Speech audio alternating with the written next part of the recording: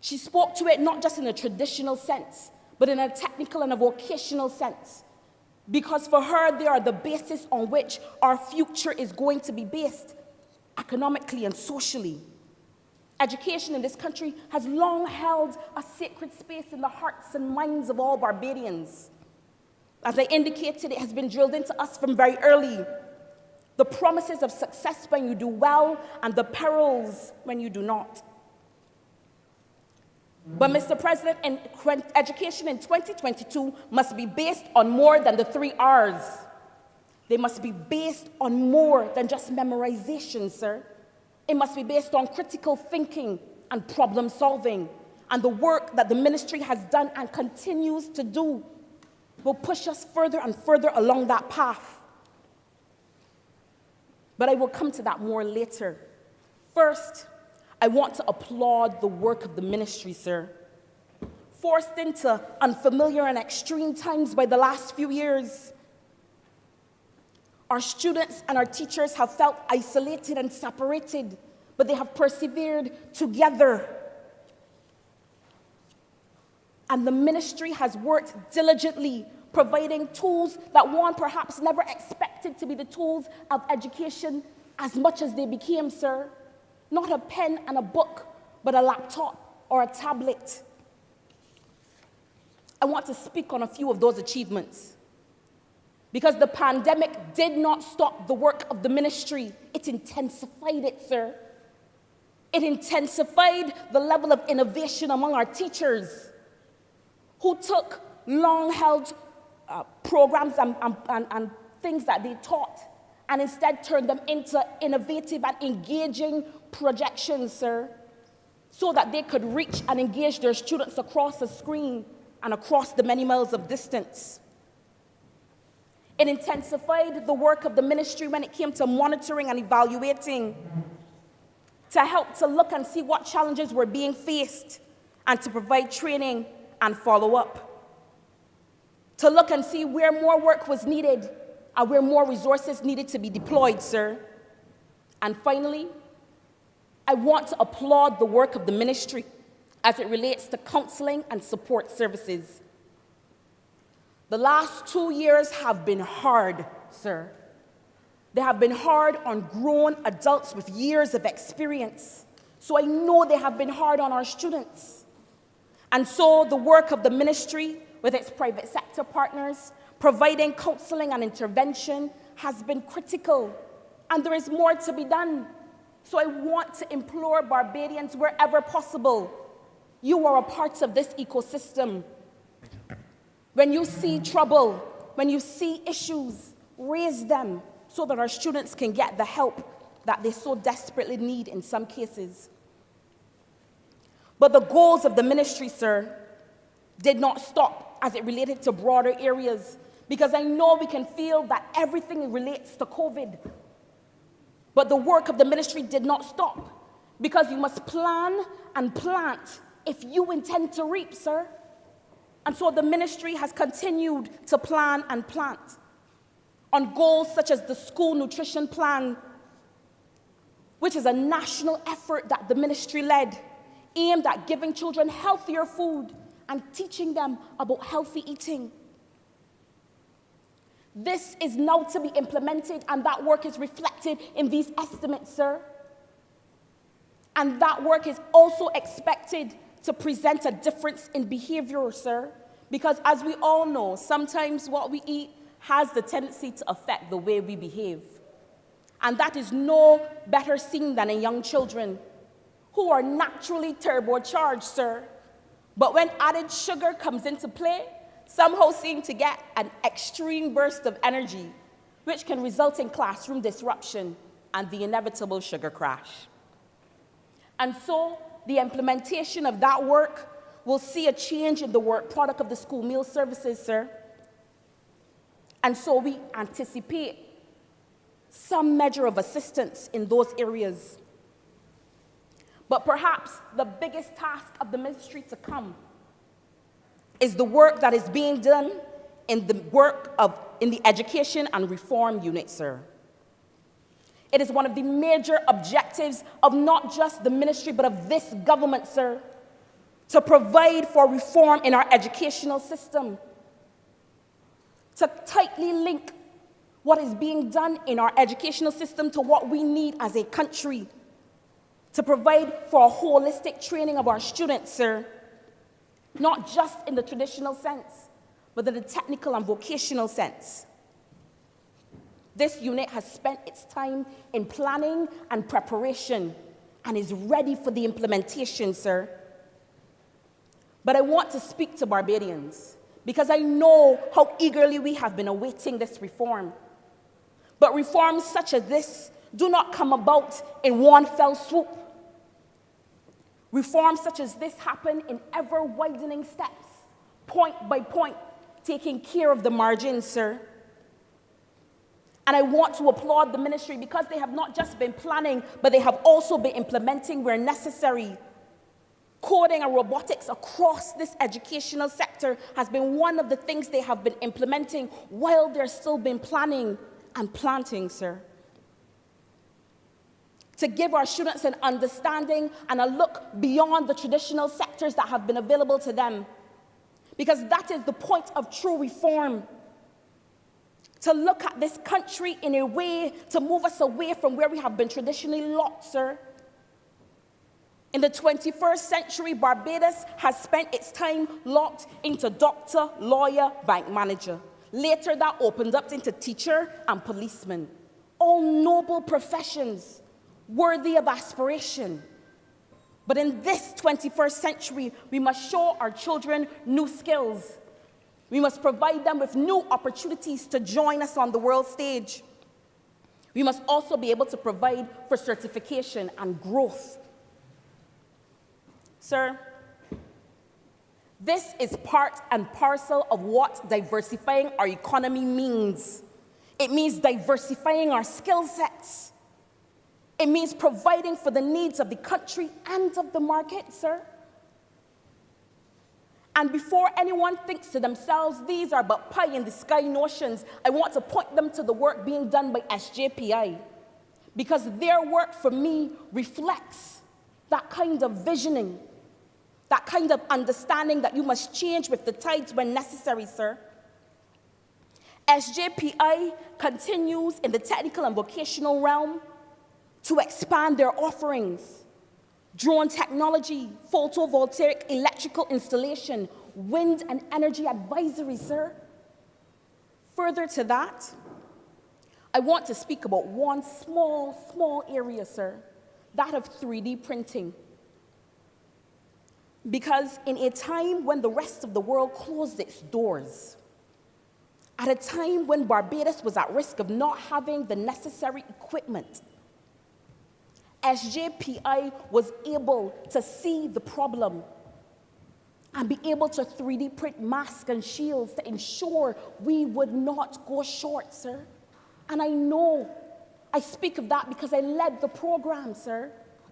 So these are not pie-in-the-sky concepts. These are things we can achieve and do well. But at this point, I must move on, sir, because I've got two more areas I must have an opportunity to speak on. The Ministry of People's Empowerment and Elder Affairs, in conjunction with the Ministry of Health, has spent the last 2 years doing the Lord's work, sir. That is my firm belief. Because while the Ministry of Health has been keeping bodies together, the Ministry of People's Empowerment has been keeping mind, body, and spirit together for some in our society. That ministry was at the helm of the distribution of over 60,000 care packages, sir, to the most vulnerable of us, the elderly, the indigent, the disabled in our society. And during one of the most difficult times in our society, they stood up to the task of Hurricane Elsa. And our good Senator Parris, spoke to some of the work they were able to do during that time. And there is much more to be done, sir. I know that. We all know there is much more to be done. But we must applaud the work of this ministry with a stretched budget, which has been stretched even more by the circumstances that we have faced. And we must applaud them for taking care of our persons. We must applaud them for providing for our charitable organizations where they could, and for continuing to persevere through all that has affected them. This bill and the accompanying estimates are a testament to the work that was done and the work that must continue. The ministry held the 55th Independence celebration, sir, and they spoke on a critical theme: fortifying foundations, overcoming adversity, pursuing destiny, sir. And that is the reality of what we all over this government have been doing, sir, all over this country. Fortifying what we have, overcoming the issues, pursuing our future. And the amalgamation of the social services, sir, which is a critical project, is a part of that work. It means taking state-owned enterprises and departments which operate currently in silo-like structures and bringing them all under one department, the Department of Children and Family Services. This move is aimed at providing an ecosystem of support, not hindered by silo-like operating structures, as I mentioned before, but rather bringing them together in a way that serves the public. I want to be clear. This is not done from some willy-nilly objective or some willy-nilly concept that change is what is necessary, not an urge to just try new things for the heck of it, sir. This is brought together by practical knowledge, because there are those in the social working system who would tell you that the system works, sir. It works well for some. But they will also tell you it does not work well for all, and that there are cracks through which some of our people are slipping, sir, and which we must close. So I want to throw my support behind this move. As I have some small knowledge, having had the opportunity to serve in the Child Care Board previously, and I know that there are many cases that come to the board that require multiple solutions, sir. They require work of multiple agencies, and the board alone cannot solve it. But what in fact happens is that person has to go through multiple agencies which require multiple investigations, and all the while, the family suffers, sir. I'll give you an example. If a woman with 3 children living in an overcrowded household, one of those children has special needs, she is unemployed, it is arguable that she will need social income assistance, housing assistance, child care assistance, assistance with the needs of the disabled child. Currently, she would have to go to and fro, from agency to agency, sir, getting upset, getting frustrated, looking for timely assistance, looking for dignified support. And if we are honest with ourselves, we know that she is unlikely to have all her needs met, unlikely to have as timely assistance as she needs, and unlikely to have it in as dignified manner as she deserves, sir. Because when you are forced to have to explain your circumstances, to have to bare your soul to multiple individuals, multiple entities, again and again, it becomes soul crushing, sir. It becomes problematic. So, sir, I presently believe that this new department will help to aid in relieving that ordeal, but it will also help in the easy identification of the small amount of individuals who abuse our social services, sir. It will help us to be able to see it more clearly and address it more readily. The vision for this department is not one solely based on that work or that belief from the social workers and social services, sir, but it will also involve input from those who use those services, because they know what it is to have to walk into a place and ask for assistance. So they should be able to have some input on how and where that happens. The road to this point has been long, sir, because I know that this is not the first time that an agency such as this has been proposed. And I know that there are many areas still to complete. The work on the changes to our regulatory infrastructure, the work in the social policy framework to make this department a central feature, and the practical implementation issues of change management, human resources management, and communication. But the truth of the matter is to provide transformative services, to provide access for the real needs of clients, to address immediate needs, to help those who can be helped back onto their feet on the road to independence, and to address the long-term requirements are at the basis of what our social services were meant to do, sir. Because I have some wants, selfish though they may seem. I want to see social services move away from a one-size-fits-all mentality, sir. I want to see them address the unique needs of each individual family and bring the entire resources of the ministry to bear. I want to see a level of dignity and care brought back to the system, sir. And that change does not just happen in the ministry, that change happens in the hearts and minds of Barbadians. Because we must understand that needing help is not a weakness.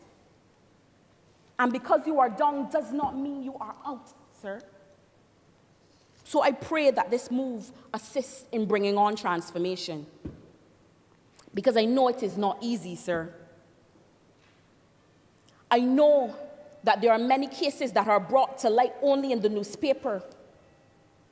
But I want to ask Barbadians as we go about our daily lives that we remember that we are in fact our brother's keeper, that we advocate for our fellow man, that we advocate within families, that we advocate towards ministries, that we advocate wherever is possible, because we are in this together, sir.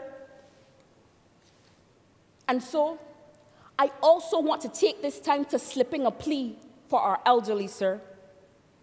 Because I know that the ministry is working on the National Policy for Aging and Elder Affairs. But I am like an impatient child, sir. I want it done faster. I want it done better. I want to see an end come to elder abuse and neglect in this country, sir. Too many are left in hospitals, while their families and those meant to take care of them fitter and squander away their assets, sir. I think sometimes we think to ourselves when we are young that we will always be young. But I wish to issue a warning, sir. Time is longer than twine, and that the good Lord has the last laugh.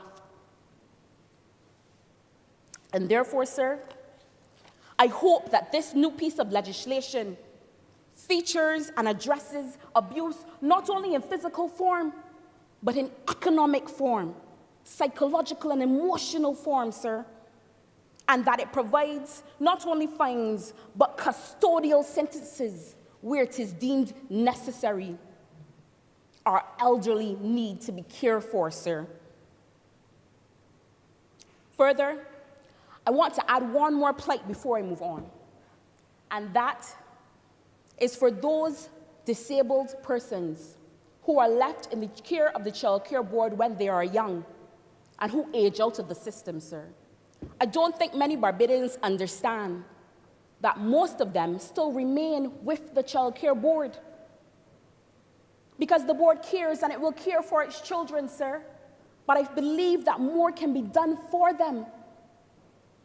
I believe that we have to look into some kind of assisted living facility so they can live in their adulthood, sir, but still have the care provided to them. They deserve that, sir. So I want to ask that the ministry look into this. And with the conscious of time, I want to come to the last ministry. that of industry, innovation, science, and technology. Because for me, that is one of the most critical features in this government. Critical to what Barbados is, and critical to what we must become. Because we can no longer be left behind, sir. At this point in time, every day there are Barbadians, young and progressive, making the decision to leave these shores because things are just too slow, just too antiquated, sir.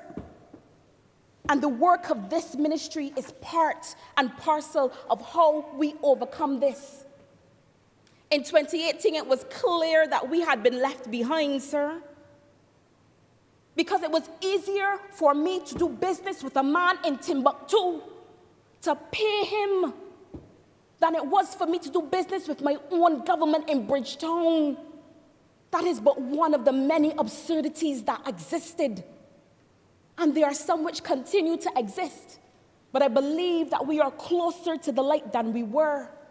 And the work of this ministry will ensure that we continue to bring ourselves into the light of the 21st century. It's part of why this ministry was created. The recognition that we must take technology seriously, that we must integrate it into our government.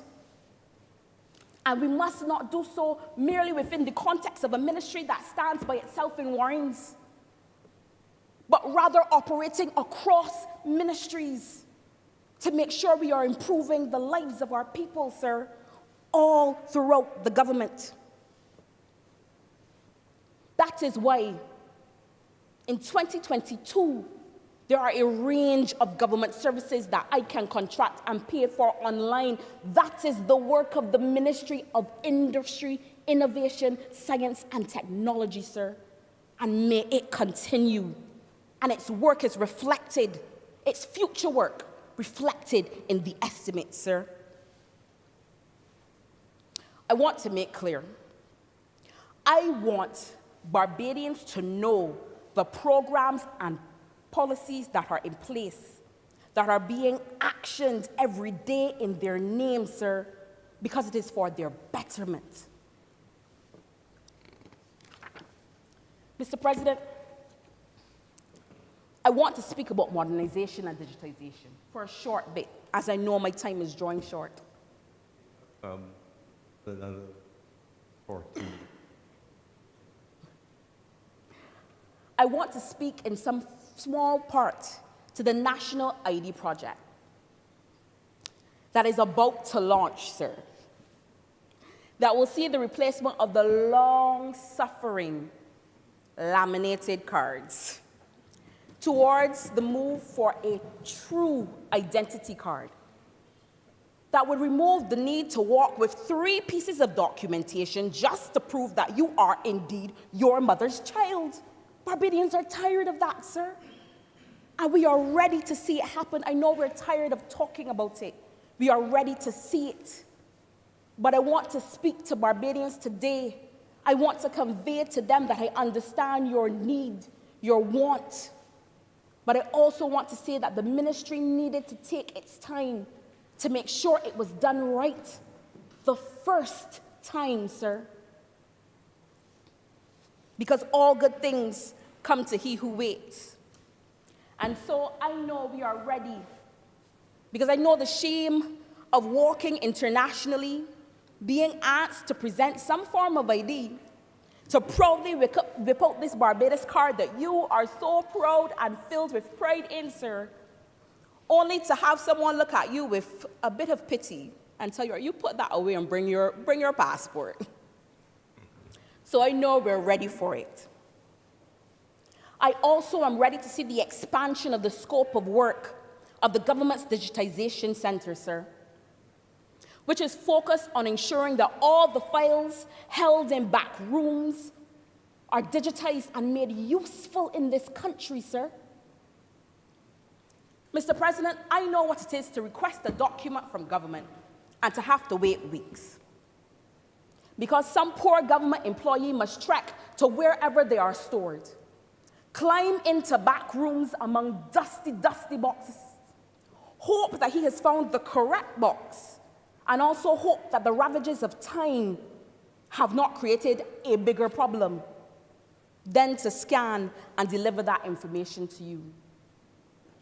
I know that the wait can be burdensome and can sometimes cost in terms of business and in terms of life, sir. That is why this government is committed to the digital transformation, because it must be about making life better, easier, quicker, smoother for our Barbadians. And the scaling up of this project will assist, because we will move from 1 shift to 3, sir, meaning that more departments can be serviced quicker and that we can get about the business of the digital transformation, of the digital revolution.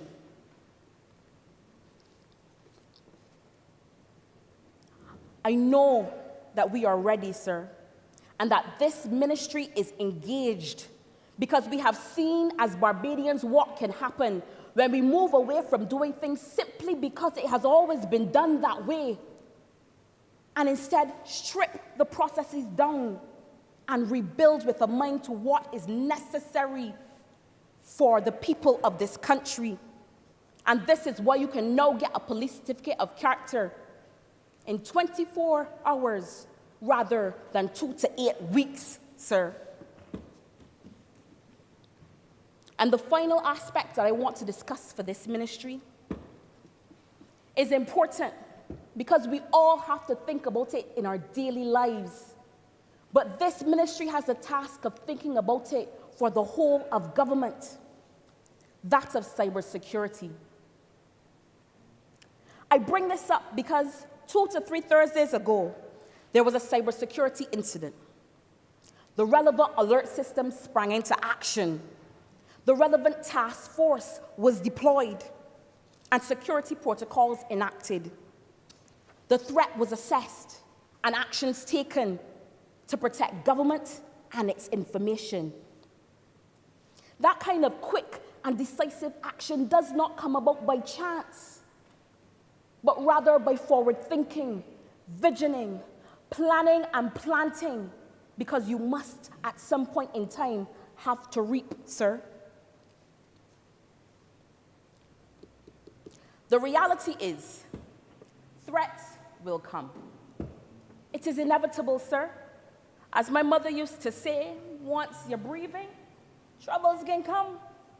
But it is about how we ensure that we protect ourselves, sir. How we continue year after year to ensure we are improving upon our systems. That is the kind of work that this ministry is engaged in the area of cybersecurity. They will continue with government cybersecurity audits. They will continue with penetration testing. They will continue with the drafting of the National Cybersecurity Strategy, which is not just aimed at improving the policies for MIST, but all across our government, aimed at reinforcing protections at critical points of national infrastructure, sir. Our power grid, water and sewage, ports of entry, our hospital, and many more. These estimates reflect a tremendous amount of work that has been done behind the scenes, and a continuous move towards protecting Barbadians, improving our lives, because the digital revolution is here, sir, whether we want to admit it or not. So we cannot stick our heads in the sand. We must face our challenges head on. We must provide for them.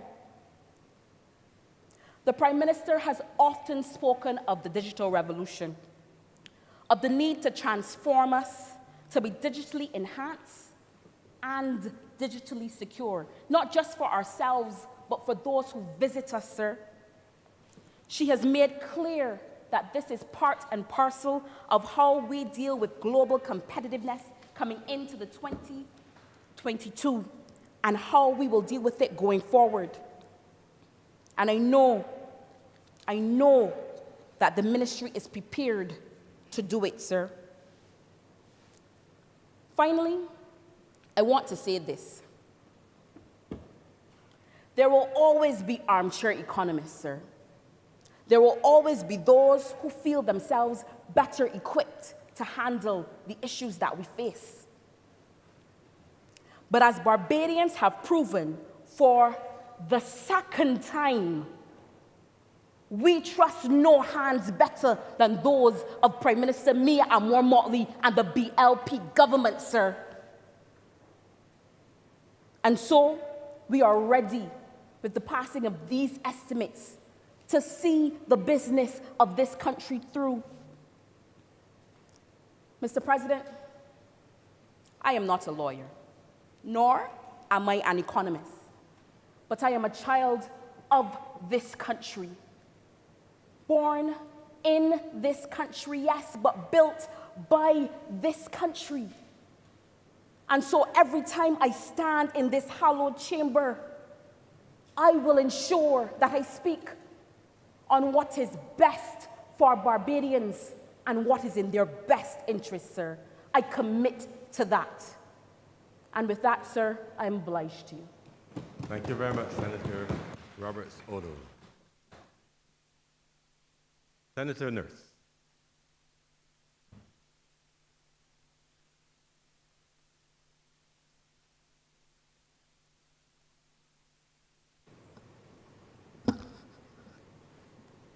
Thank you, Mr. President, for recognizing me and giving me the opportunity to contribute in this debate. Mr. President, just in beginning to observe that really the task of a government, Minister of Finance, of the Finance Ministry, has never had, even in the best of times, an easy task in putting together estimates of revenue and expenditure and putting forward a budget which shows how any shortfalls in the estimates of revenue will be recouped, either by way of taxes, by way of borrowing, or whatever. It is never an easy task, even in good times.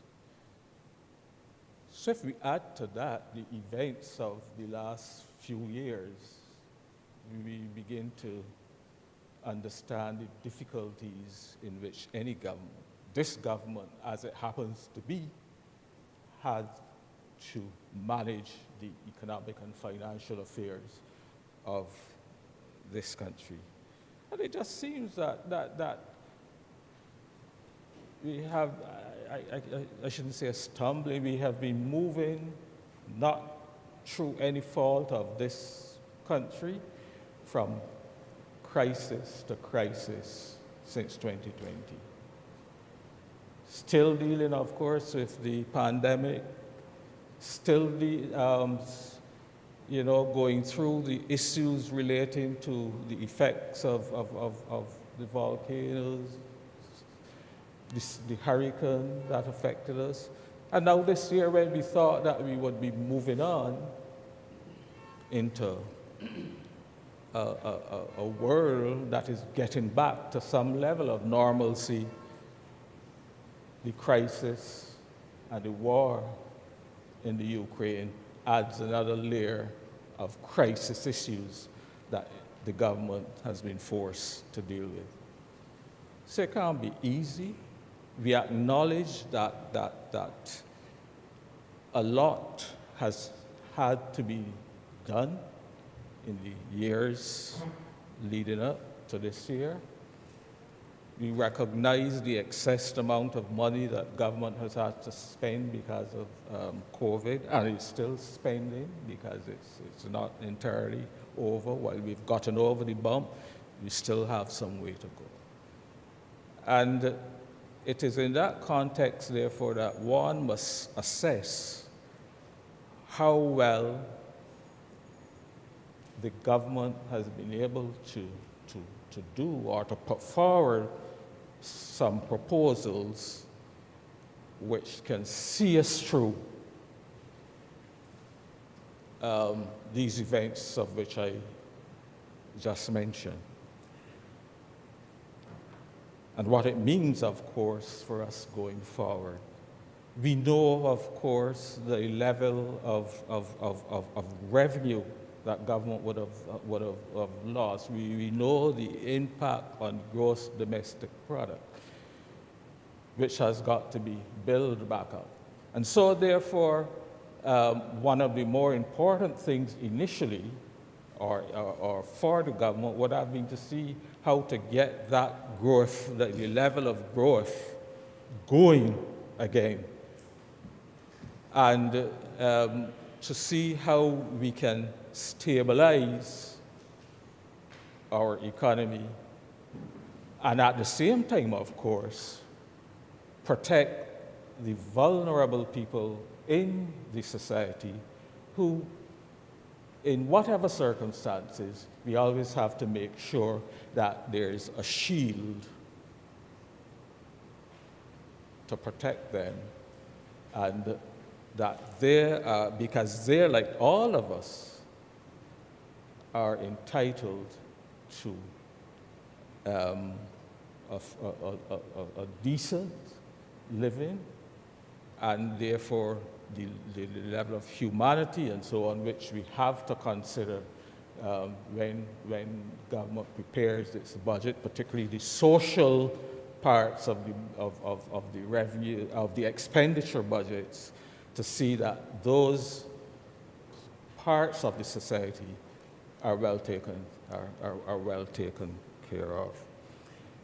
And I promise you, Mr. President, I shan't be long, but I will just highlight perhaps a few areas that I think I would like to see happen as government moves forward with implementing its program for the 2022-23 year. And one of the aspects which I thought was good is that there is some vision in the budget presentation, budgetary and the proposals, that how government sees moving forward for growth. How are we going to get the country growing again? And they have hit on, or they've targeted the areas which I think have been articulated over the last few years that need to happen to get things going.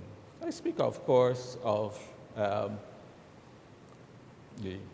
energy sector, the requirement for pushing and getting the alternative energy aspects going. I speak also, of course, of agriculture. It became quite apparent to us during the pandemic, and now with the Ukraine issues, the importance of food security, the importance of having a good agricultural base. And I think for too often, and Mr. President, I have to tell you that this is an issue that I spoke to in more than one debate on the revenue and expenditures in the past. But I think they need to be emphasized, that the importance of agriculture, while we may look to the other sectors, the international financial sector and so on, tourism, of course, but yet that need for security is particularly important. And so I was glad to see, I tend to find that within the past, most governments, I'm talking about this administration, but the administration, this present administration, the administrations of the past have not articulated a vision or, come up with a broad-based policy to recognize how we take forward agriculture. I begin to see, I think, glimmers of vision in this, in the presentation of the Prime Minister for the agricultural sector. And I think it is noteworthy that we see where government recognizes that linkages, for example, with our neighboring CARICOM country to the south, Guyana, is so important. I believe, I remember the minister, the Honorable Prime Minister, discussing the sheep project, for example. And that is the kind of vision that I want us to see, and to see better articulated as we move forward. I note, for example, the idea that she has recognized the importance of water to the industry, and the fact that she now, and the Honorable Prime Minister has now put a tariff, I think, a special tariff, I think it's $1.85 for water in that sector. And you can't have an agricultural sector without adequate provision of water at an affordable cost. And so that is key to the development. I note, of course, the idea of developing the whole concept of getting the shade houses and so on, again, in collaboration with the government of Guyana, and developing our agriculture. But I have to say, Mr. President, what concerns me, and it will be an issue if we are ready to get our agricultural sector back up to speed and moving at the level that we wish to see, is the fact that I observed, and this is in reading the 2003 Barbados Development Plan, for example, Mr. President. They identified there were some 45,000 acres of land available for agricultural production. The present development plan, physical development plan, which is in draft form at this stage, could only identify in 2017 25,000 acres of agricultural land. So, Mr. President, within a 15-year period, approximately 15-year period, or 14, we have lost almost 50% of the available agricultural land. So the question is, how do we push agriculture? How do we recognize, having recognized that this is going to be a key aspect for food security as we move forward? How are we going to ensure that we protect that remaining 15,000 available. In fact, I would venture to say that we must probably be on the periphery now of, adequate lands for our agricultural purposes.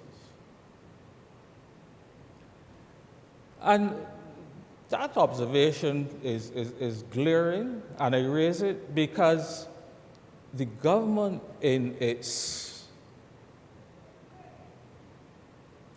the same proposal, the same budgeted budget proposals, and in fact, the government, when it campaigned in the last election, has made it a plank of their platform that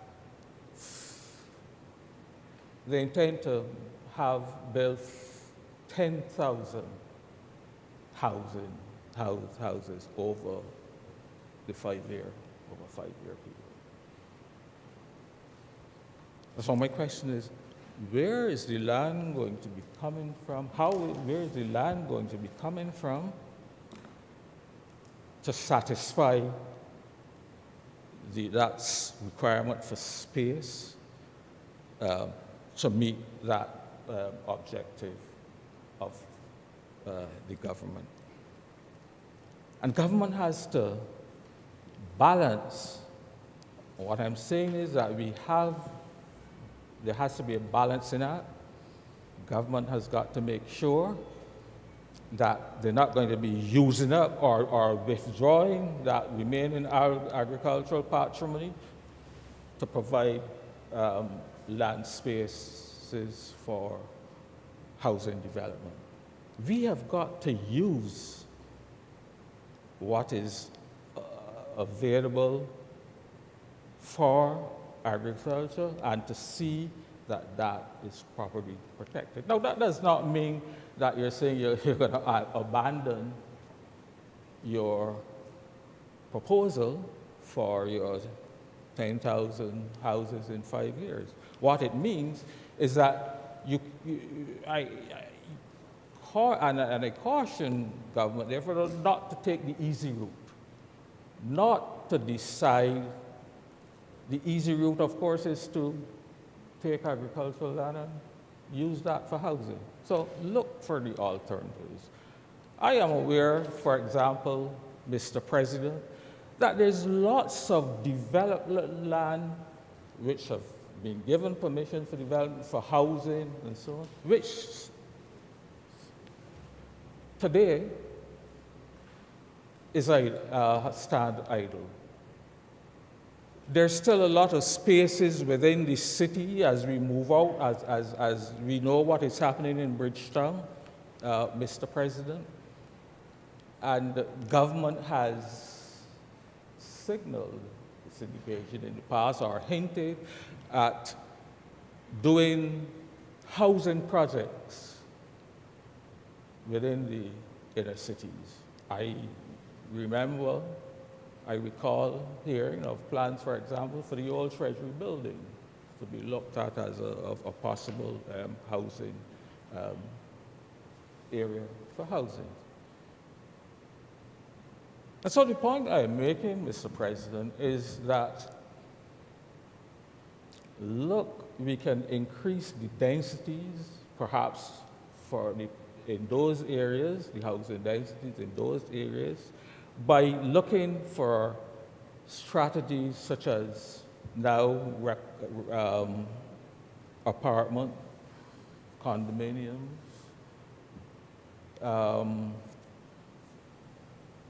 duplex housing, the types of issues which will not call upon us for the use of more and more land space. And so it is there. The land is there, I think, to do what government wishes to do in terms of housing, but it's also the opportunity for government to protect that remaining 25,000. So I would humbly suggest that I think one of the issues, Mr. President, which I think the government should early in this year start to do is to resuscitate. I know years ago in the Ministry of Housing, there used to be a whole set of housing statistics which were prepared and developed, and which provided information on things like the number of houses, the types of houses, the densities, and so on. It is the type of information with which government would be well armed as it go forward in terms of its policy implementation for housing. And I think the Ministry of Housing, I don't think I haven't seen it for years or heard that of the availability of that kind of housing statistics, which was developed some years, quite a few years now. And I think that is important. I also think, Mr. President, that it would be useful to have a census, some sort of housing census by the same research committee within the Ministry of Housing, so that, again, we can identify the types of houses, the conditions, again, so we have information provided for government to carry out its policy in an effective and efficient way.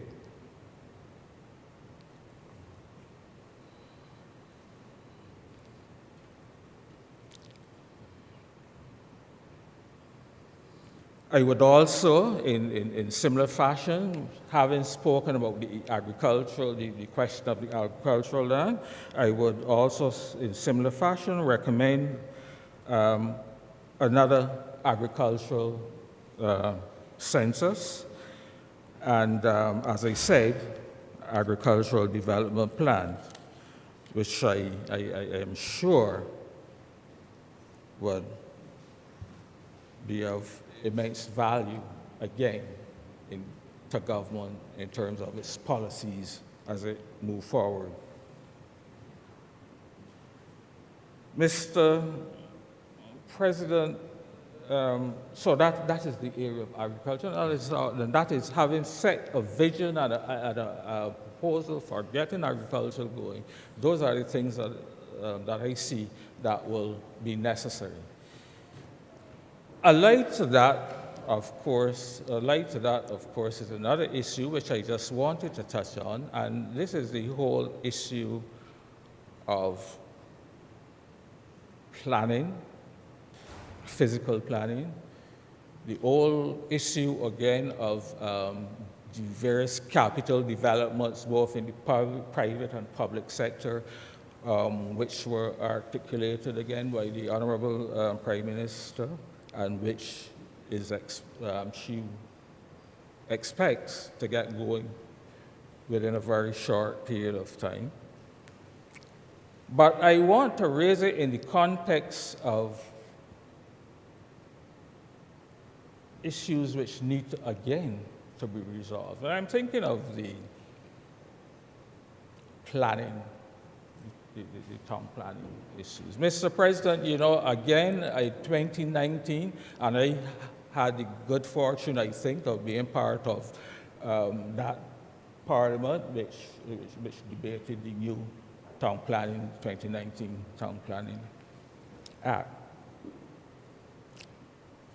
I believe, sir, that it was only recently proclaimed, probably, I think, towards the end of 2019.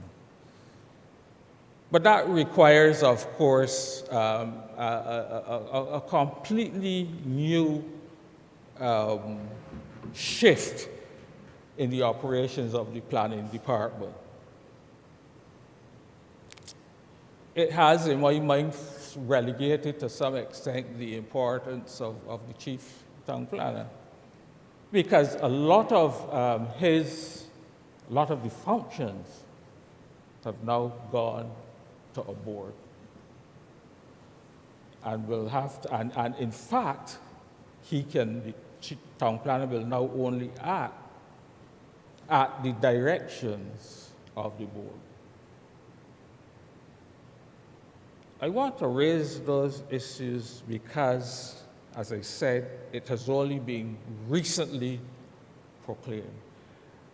The Act calls for a tribunal, which also has responsibility for any developments over a particular site, which will.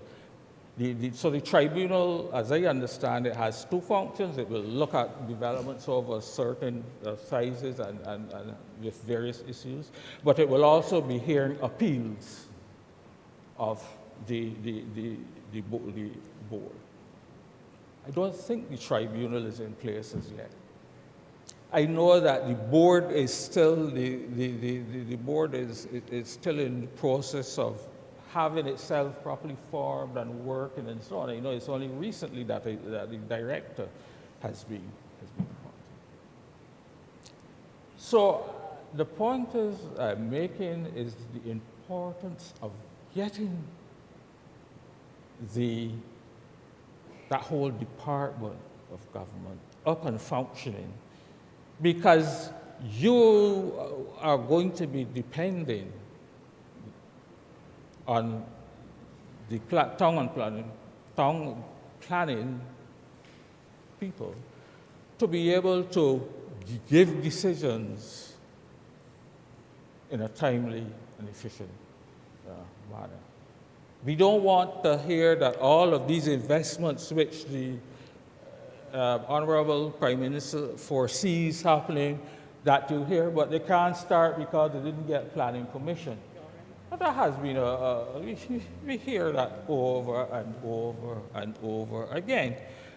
And I don't want to get personal, Mr. Prime Minister, but I've gone through within recent times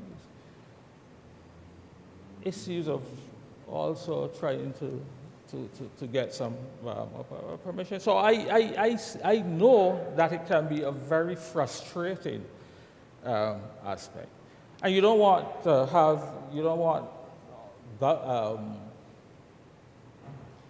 projects, development projects, both government and both private sector, to be held up because they can't have these approvals, Mr. President. So On a we point need of to order, make Mr. sure that President, in the sir. shortest period of time that On a point of order, Mr. President, sir. Yes, ma'am. I should just like to make the point for the benefit of the honourable member that the planning permissions of the major projects to which the Prime Minister has recently referred have already been given, so that they are not in the process and are unlikely, therefore, to be held up by a failure to grant permissions or the bureaucracy of the process. But I do take the point that the honourable member is making relative to the difficulty. It is just for the sake of the accuracy of the record to point out that those particular projects have already been approved. Thank you very much. Mr. President, it is not to cast blame on or try to Understood. blame anybody. It is just to make sure that we get up and running and get these things functioning. We know all the complaints. We've heard even in these debates and in the, well, I can't say the other place now because we happen to be in the other place, but you know, in the House, where members have been complaining about the slow pace and so on, at which the departments of government have functioned and have frustrated, you know, the general public. And I don't think that we always understand the implications. Just to go through, for example, a concept. If you, as an investor, a hotel investor or invest in some other aspect, invest in alternative energy or whatever. Let's say you would have made a decision to invest a year or two ago. You put in your application to the town planning, you put in, and you have to wait, you would have prepared your investment based on the existing cost of materials, based on the existing cost of labor, and so on. Now, you come along, and it takes a year or more to be able to get that approval through the door.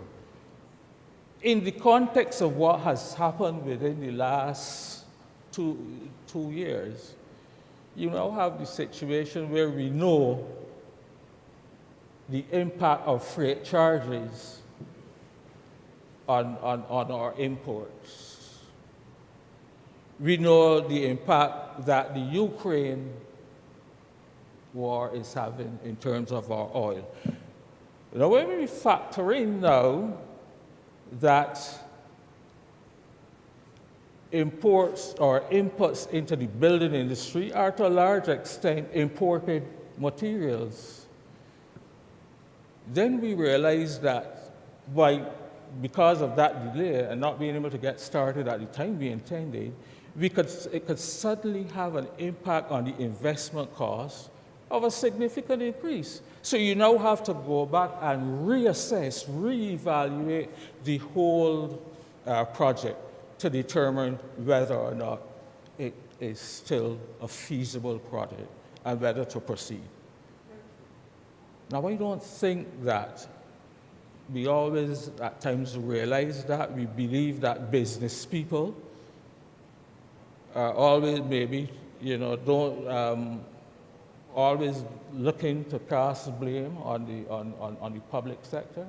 But these are the issues that are of huge concern for business people. Once you decide on an issue, once you decide on a project, you have to get it going. You have to get it going because once you start it and you have an escalation in costs, it's going to have it can have a severe impact on your returns at the end of the day.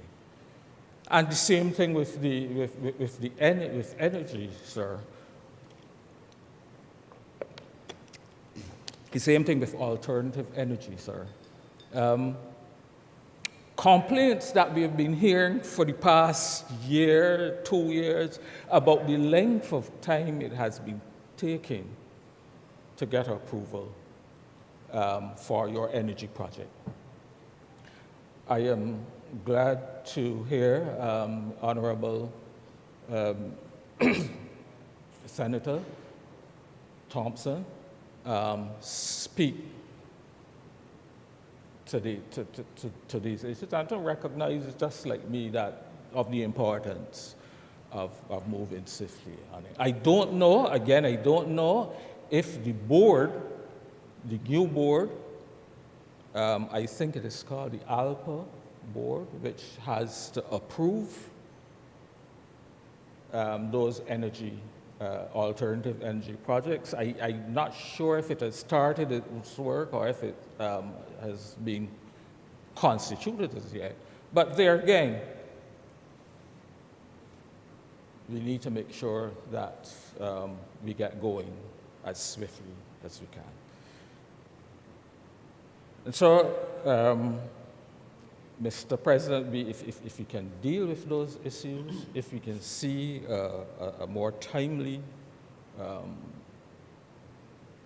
intervention by the powers that be, I think, and we can get those projects going, it will have a very positive impact on the economy and our GDP growth as we move forward. But it has to happen in a very short period of time. Mr. President, the next area that I just want to briefly touch on, and which was being mentioned in by the Prime Minister in her budget really relates to national insurance and the fact for and the announcement of a restructuring of the National Insurance Department to set it aside from government and to set it up as a proper as a statutory body. I really have no problems really setting it up like that, provided that it operates at the level, again, of efficiency and so on, which is necessary to see the important work of that body moving ahead as swiftly and as efficiently as possible. And part of that efficiency requires good and sound information. I raise that, Mr. President, because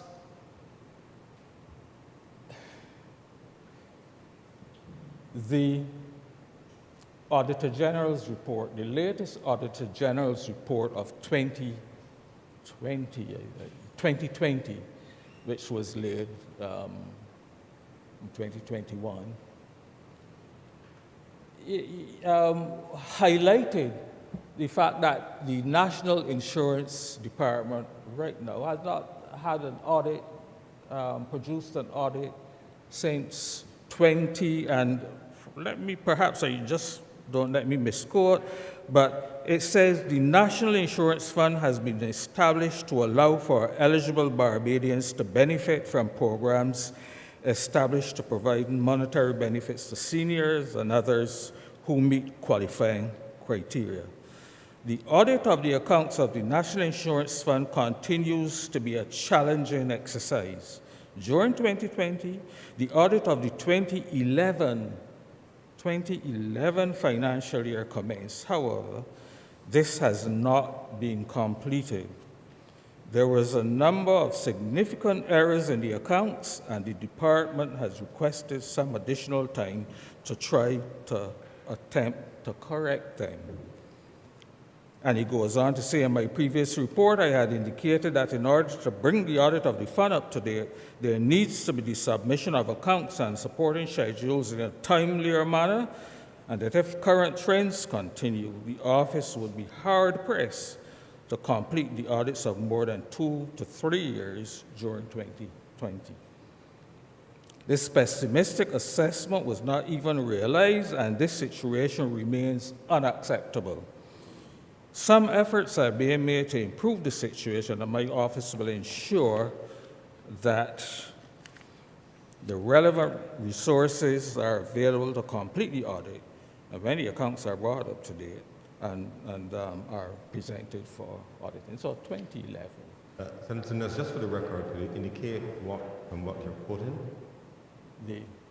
Just indicate Sorry, I'm sorry. This is the Auditor General's. This is year? the Auditor General's report, sir. Which year? And it is on the web page. No, which year? Just for the record, in the debate, if you're quoting, you just have to indicate the source. So which year's report? Uh-huh. So. Which year? No, I thought I said it. It was the 2020 report. I'm sorry, but I thought I had mentioned it. Thank you. But that is where we are.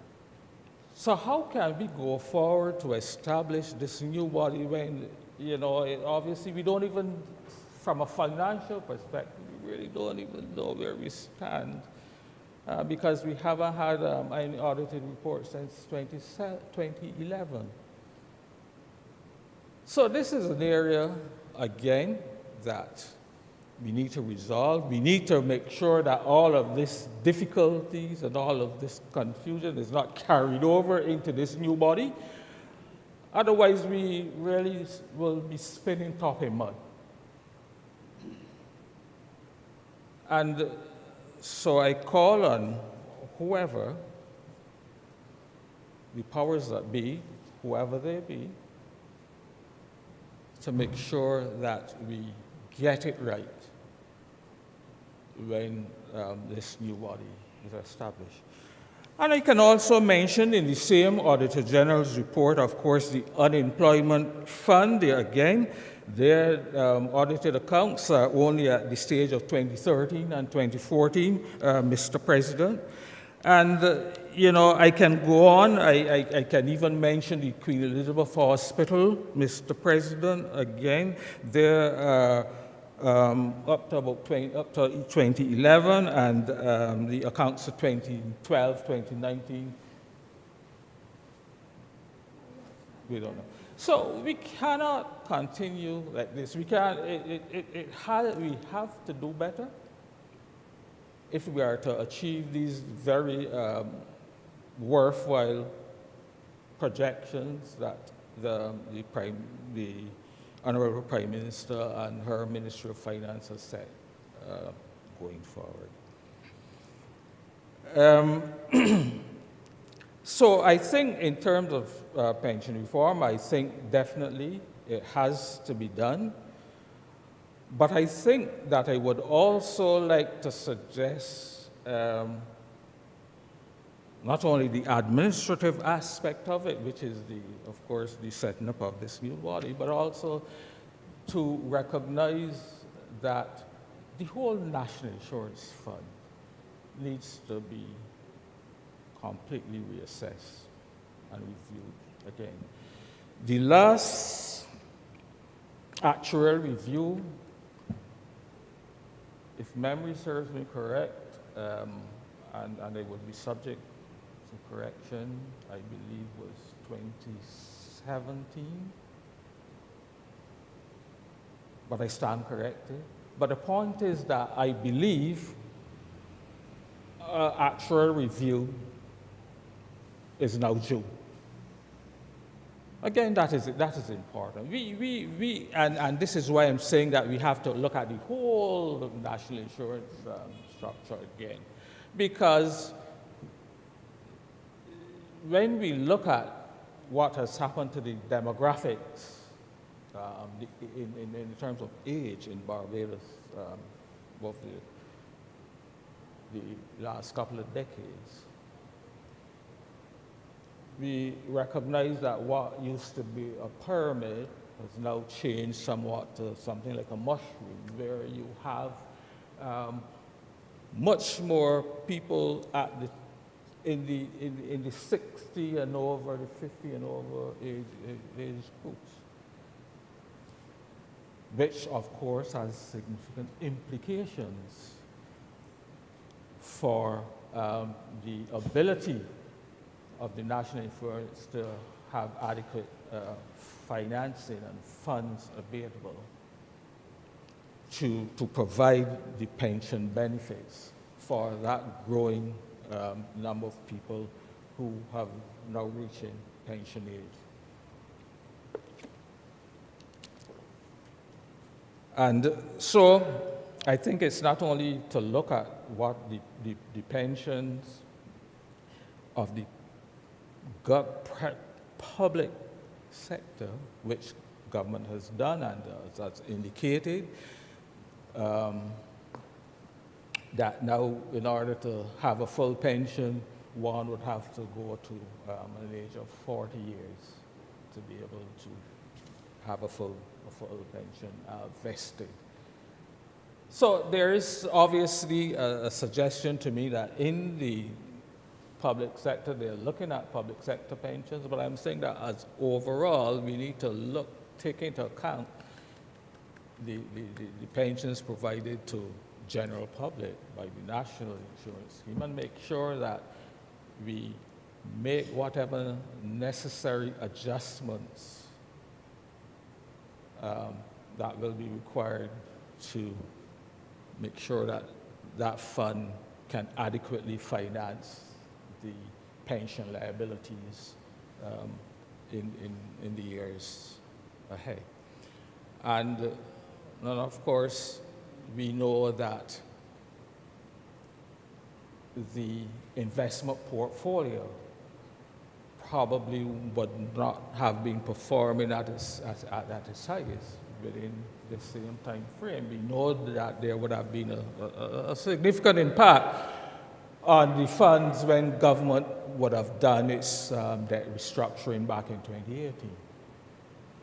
And so again, it's important to make sure that we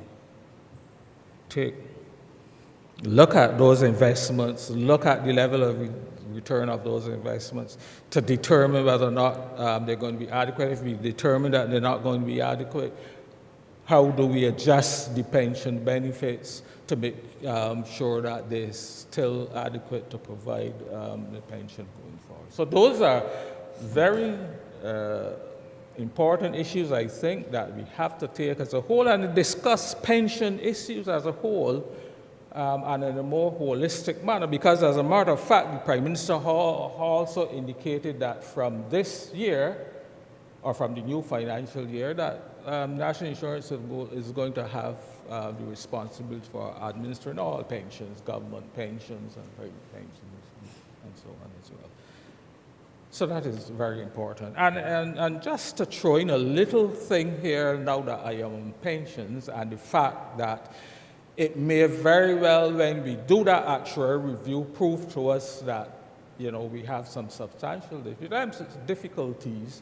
I am suggesting, Mr. President, sir, that we should perhaps, it may have been a good idea to reintroduce at this stage an incentive which was taken away some years ago. I speak, and incentive I'm talking about, I'm speaking of a tax incentive. The tax incentive of which I speak is the Registered Retirement Savings Plan, which allowed persons to be able to make contributions into a registered retirement savings plan, which would in effect supplement their pensions from the national insurance or their private pensions from the private company, the company that they may be working with in the private sector, or even government. The government pension could be supplemented by this registered retirement saving plan scheme. And it allowed basically, if you would recall, sir, it allowed basically that a $10,000 deduction against your taxes, which you could then put into this registered retirement savings plan.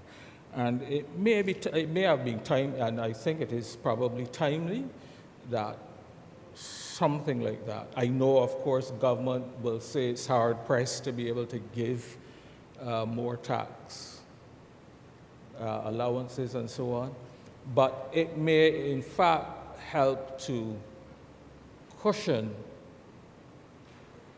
the impact of lower pension benefits, which of any adjustment in pension benefits, if it became necessary to have to reduce, it may be useful for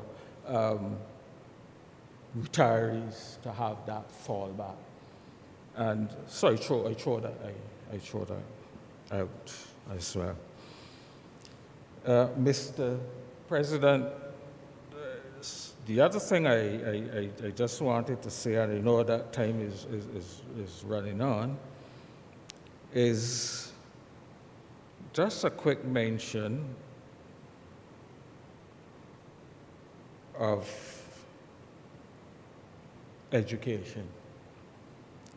And recently we have been hearing of proposed reforms in education in terms of the transfer of students and so on from the elementary level to secondary level and so on.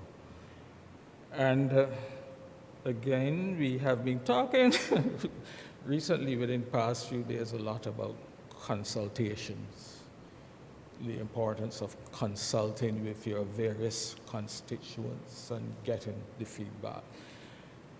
And again, I raise that because when this reform was announced quite recently, immediate reactions from the teachers' union, for example, was that, but we haven't even been consulted on these issues. Subsequently, they were told that, oh yeah, well, yes, we made the decision, but we will now go through the process of consulting. Now, again, I don't think that that is necessarily the best way of doing things, but if that is how it is,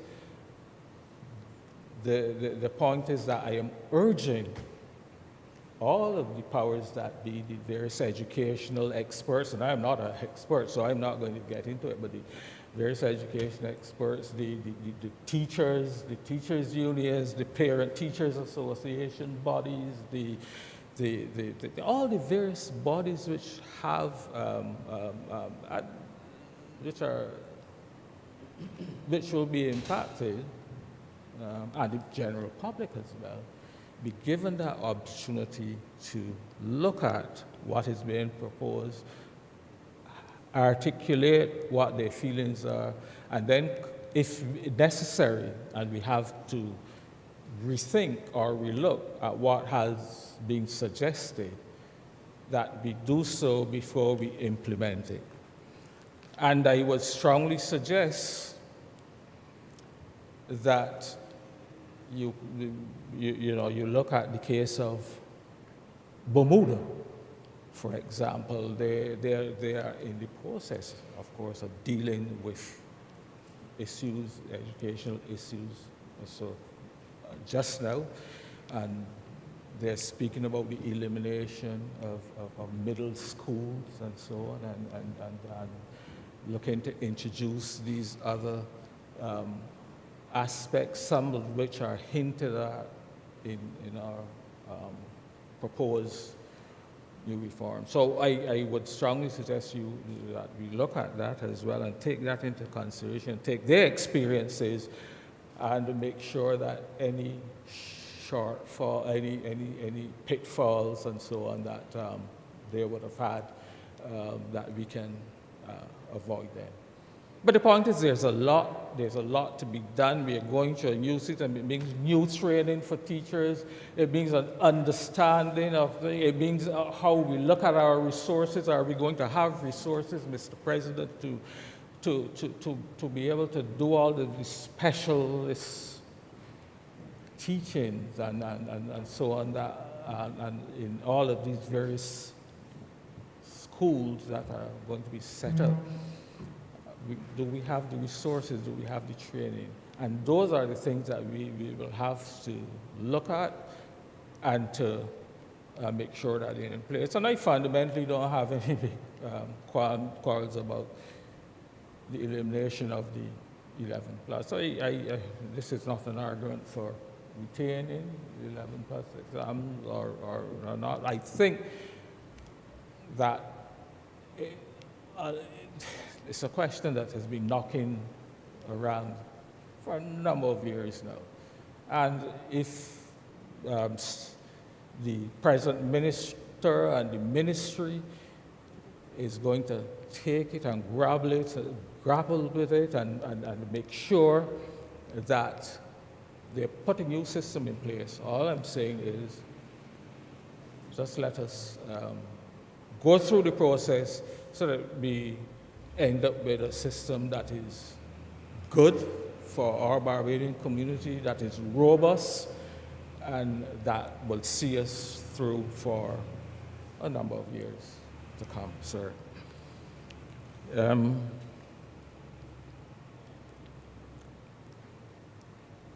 And just then, quickly, to sum up a few things,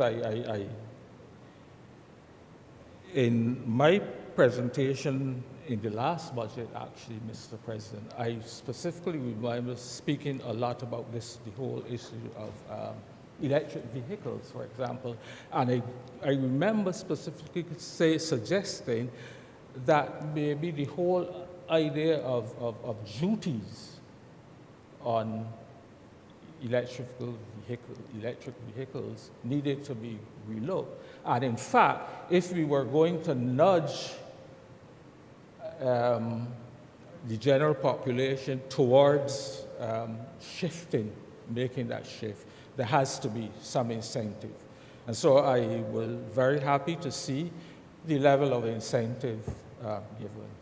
I really didn't expect 100% removal of the duties from electrical vehicles. What I had suggested then was a kind of a rebalancing, but where you sort of put the burden of the tax on the fossil fuel vehicles, the diesels and the gasolines, to discourage people from purchasing those and have a smaller rate on electric vehicles to encourage to make the shift. But I'm happy that government sees that as an important point that has to go forward if we are to meet those 2013 goals that we have set ourselves.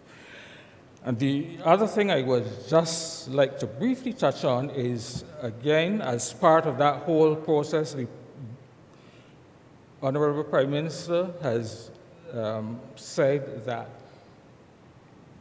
loans for public sector, I beg your pardon, the public sector loans for vehicle purchases will be increased to $93,000. Again, a good thing.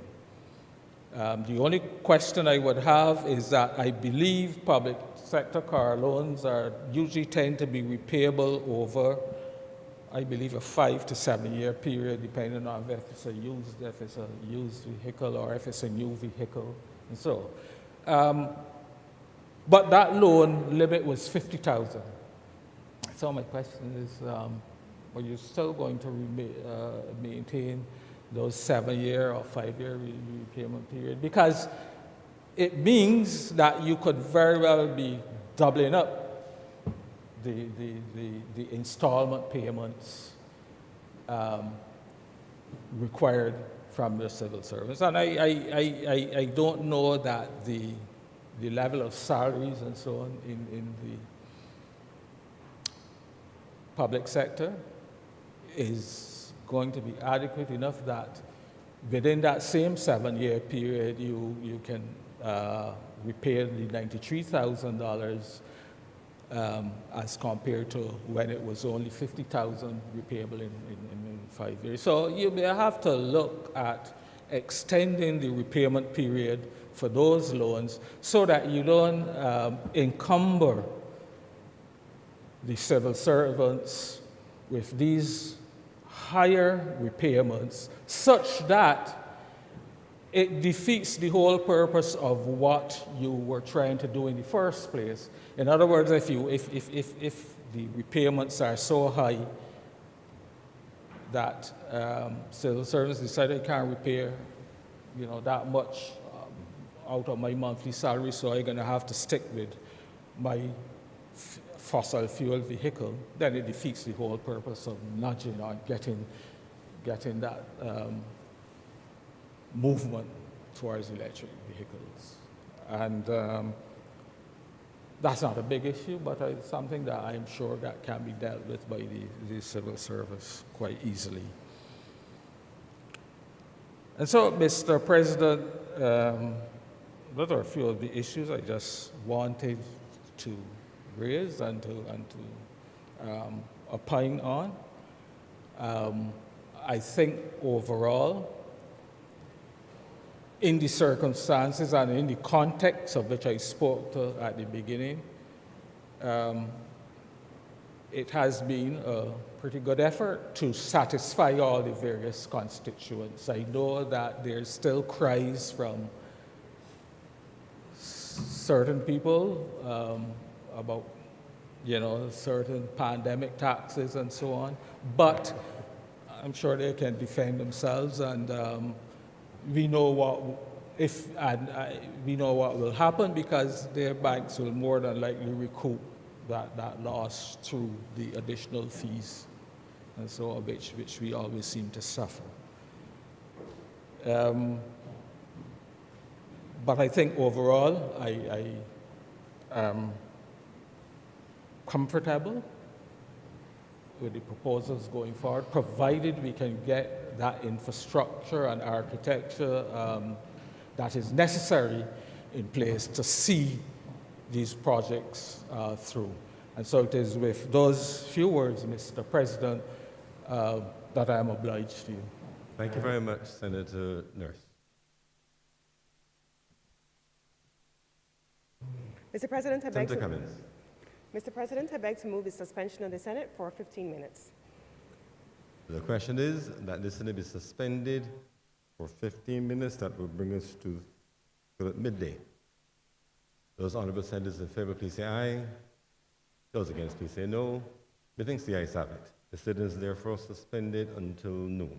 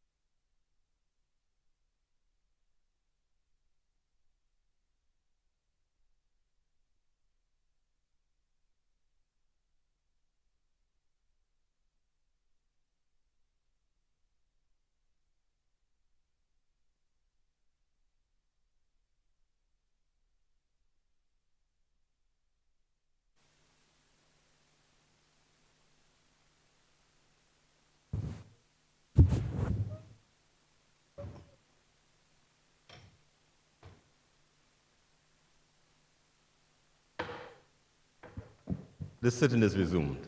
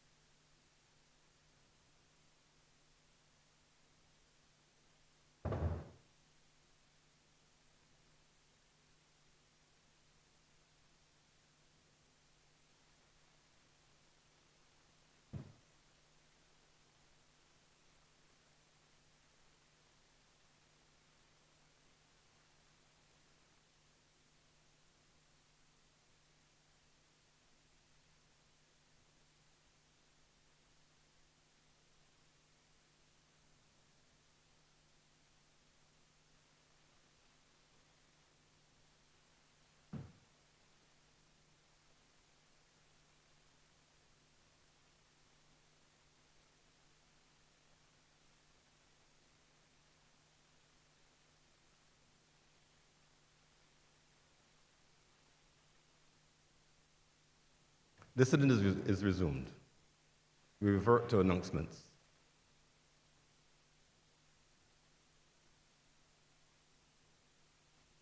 I have the honor to inform the Honorable Senate that I've received the following message from Her Excellency the President. Her Excellency the President to the Honorable the Senate.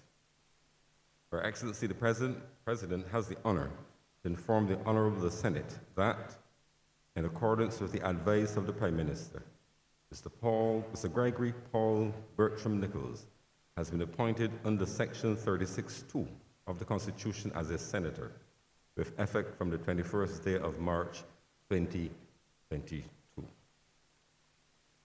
Dated this 21st day of March.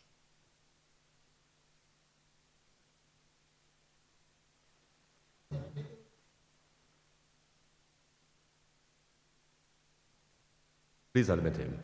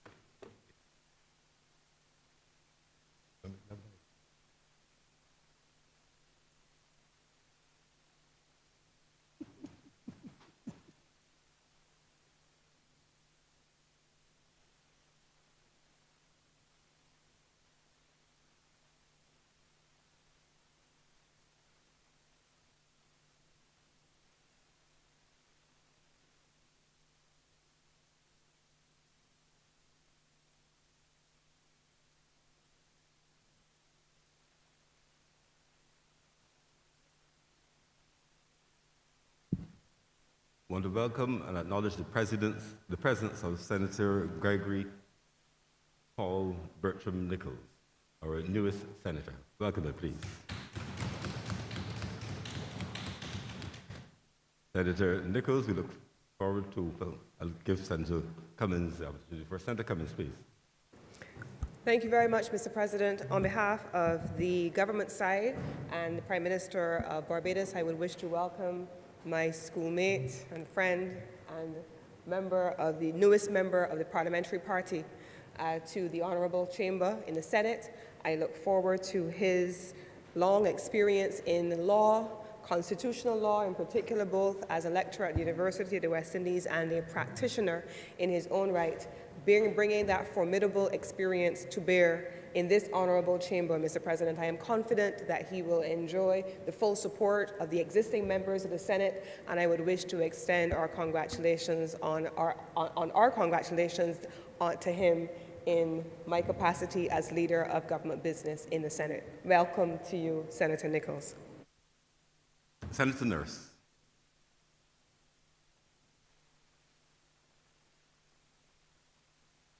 I'm happy to be able to join with the others in welcoming our newest senator, Senator Nichols. I have had associations and with Mr. Nichols in other areas for quite a long time.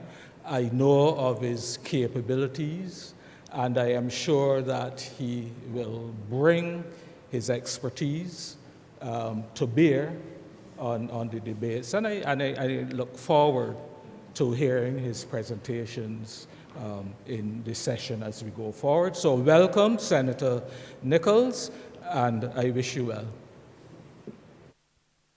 Thank you very much, Honourable Senators. I want to join with the Honourable Senators to welcome you, my friend and brother, to this Honourable Chamber.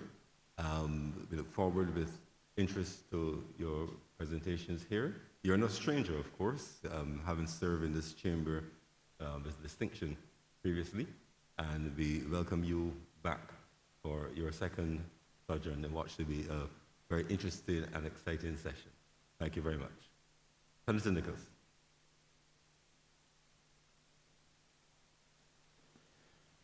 Mr. President. You need to press it again. No? Okay, yeah, please proceed. Mr. President, Madam Leader of Government Business, Senator Nurse, thank you for your warm welcome back to the Senate. I trust I would acquit myself appropriately and look forward to participating later in the business of the Senate. And I would like to thank you all again for your warm welcome. Thank you. Thank you very much.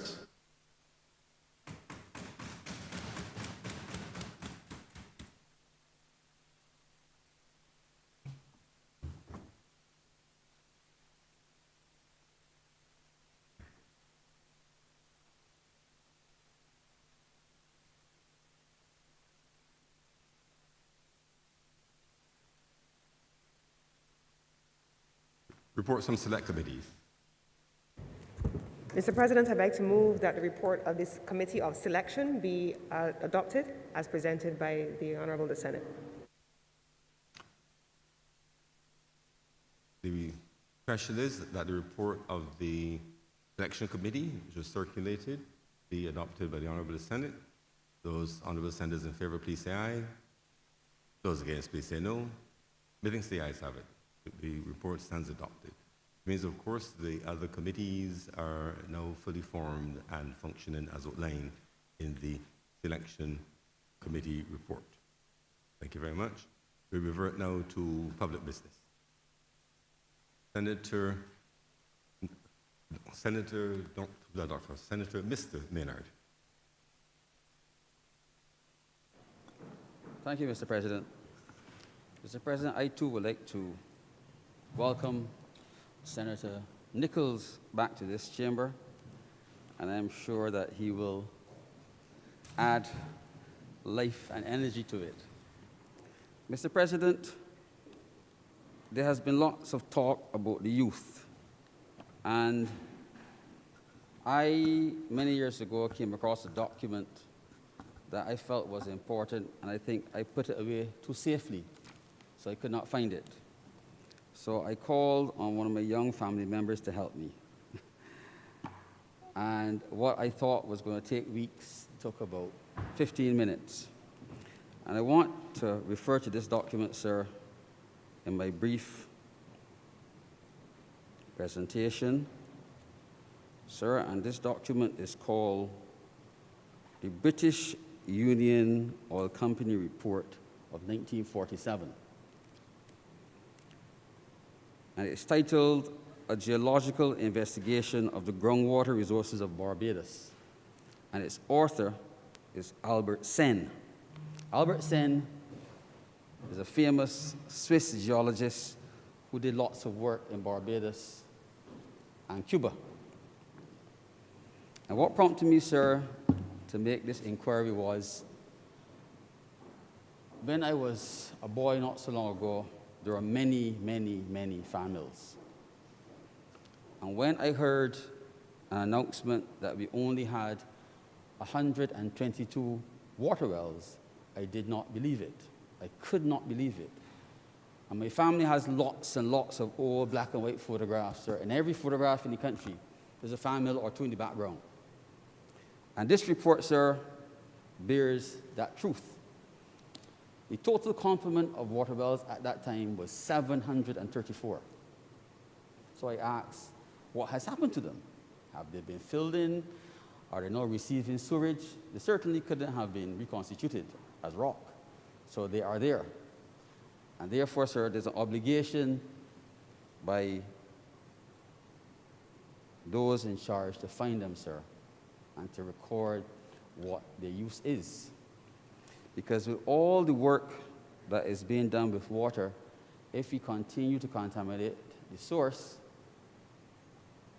just in case these wells are being used for the wrong purpose, then we would not have achieved anything. But, sir, I wish to read a short section of the report. And this is the section that says future water policy. Mind you, this is 70 years ago. And it says the total reserves of water set aside for the public supply are 12 million gallons per day. That works out to about 45 cubic meters a year. And it claims that that is to suit the population of approximately 192,000 persons at the time. And they projected that the improvements, which will give 15 million gallons per day, would have allowed the population to grow to 375,000. Sir, we have barely reached 300,000, and our requirements are way, way beyond that. Of course, sir, those requirements were estimated based on the living conditions at the time, where most people did not have access to running water, and we certainly did not have flushable toilets. Sir, the current state of play lists Barbados very, very high on the top of the list of water scarce nations. And Barbados is estimated to have approximately 306 cubic meters of water per person per year in the average rainfall year. And most of this water, sir, is supplied from abstraction. And that comes through the Barbados Water Authority, which is a public company. It comes through commercial irrigation schemes and individual properties, sir. And there's also industrial cooling, like sugar factories and rum factories, which have their own wells. Mr. President, there's a large amount of water used on farms and plantations and on golf courses that we don't think about. Yes, sir, golf courses. If you drive certain areas here at night, you will hear the sprinklers, and they are not small. They pump large amounts of water.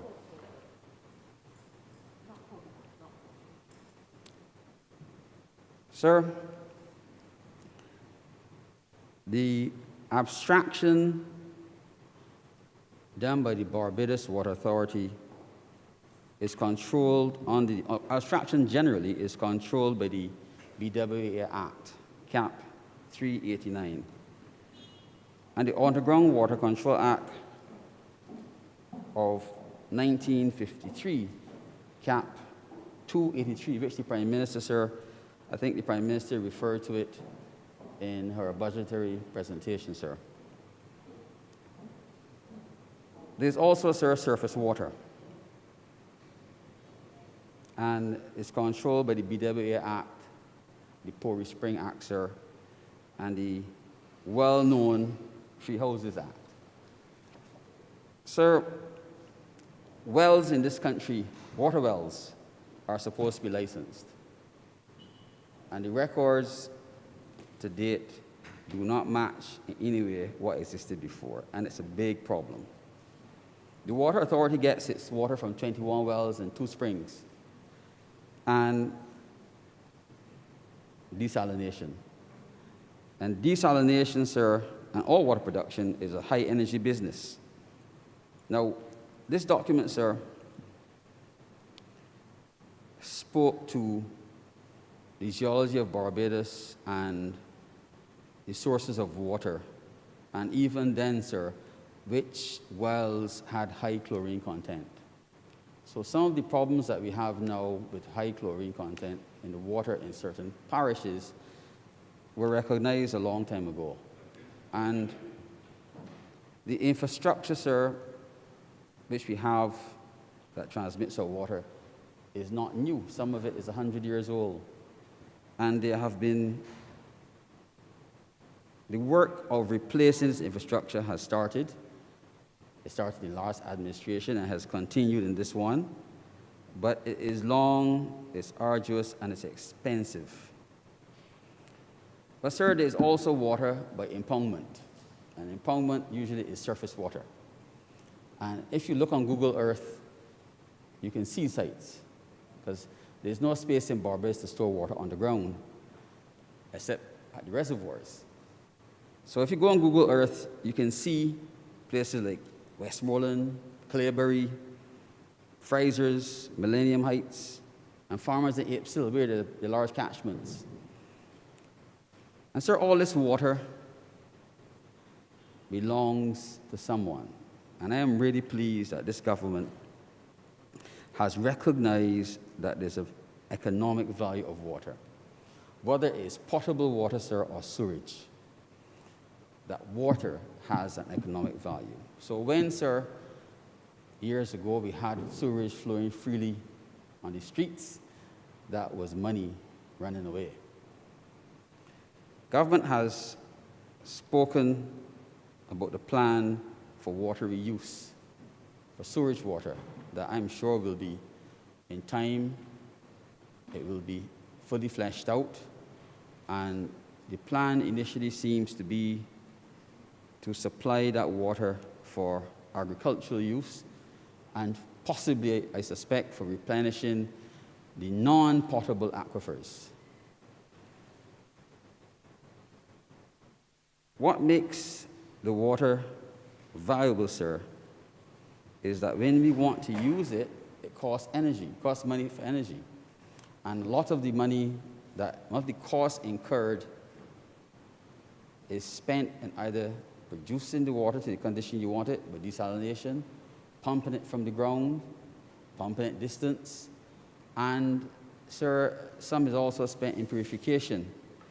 Mr. President, those of us who drive in the countryside will notice that at Bowmanston, there's a large photovoltaic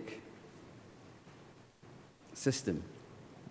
And I suspect that by now, after several years, it's up and running. And I'm certain that that is taking some of the load off the government in terms of the cost of energy to run the pumping station. And I would not be surprised, sir, if that level of development continues in all the areas that where water is pumped. Now,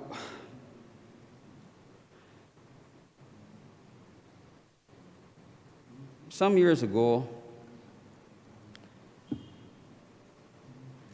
the Prime Minister of the day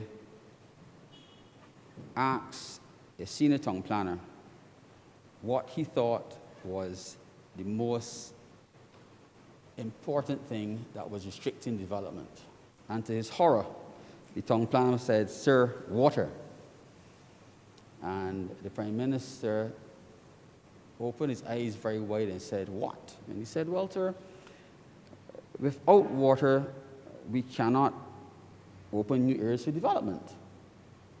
And sir, that happened sometime before we established a desalination plant. That is probably almost, I would think, approaching 20 years ago. And we still have the problems of water supply in terms of volume, not quality, because we still have quality water. Mr. President, there's been talk about expanding our population. And if our population is going to be expanded, we need to have a lot more potable water. And desalination alone cannot be the answer.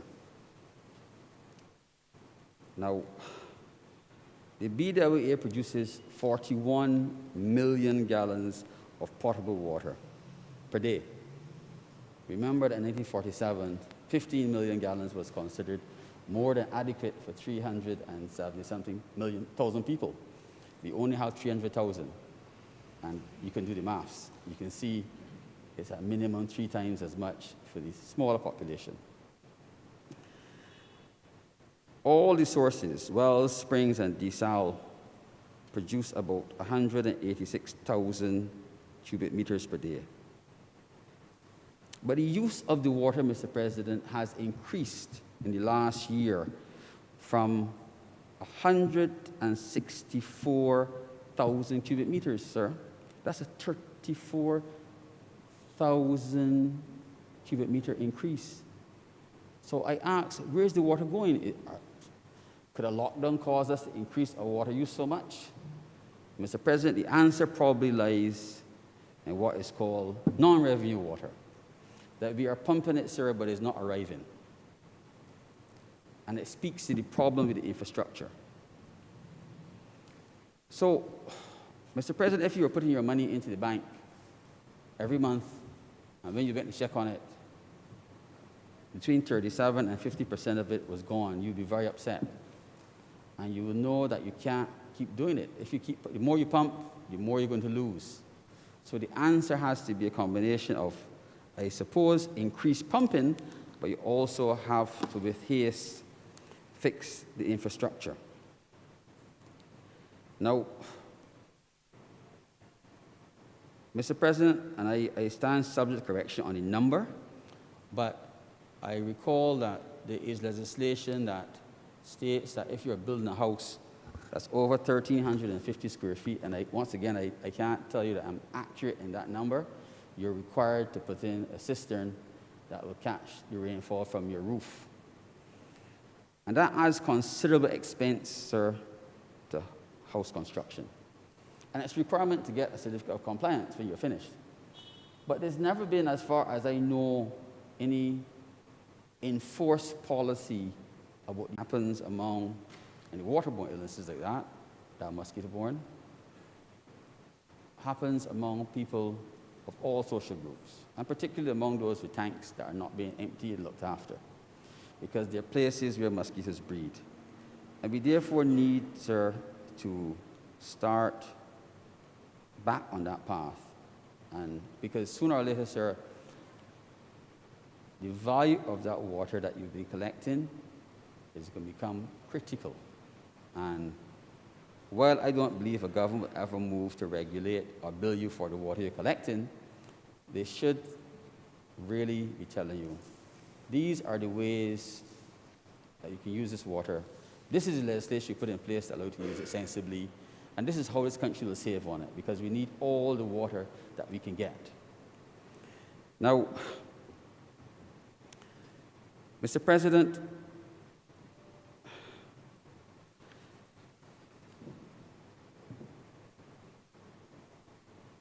if our population is going to grow from whatever sources, we can't wait until it's reached the desired level of size to then increase our water needs. And our water reuse policies are, whether it's at the individual level at your home or nationally, has to, before we start to put things in place, have a large public education component of it. And do not repeat the same mistakes that we made before, where people spend large sums of money in putting in cisterns and they have no use for them. Also, our prejudices about things that are recycled. And the average person will probably think that when you go to London or one of the big cities and you drink some water from a tap that has just been pumped from the aquifer. And that certainly is not the case. It's often recycled water, recycled to a quality, a certain standard. So we need to get our people, sir, accustomed to thinking that recycled water is safe water.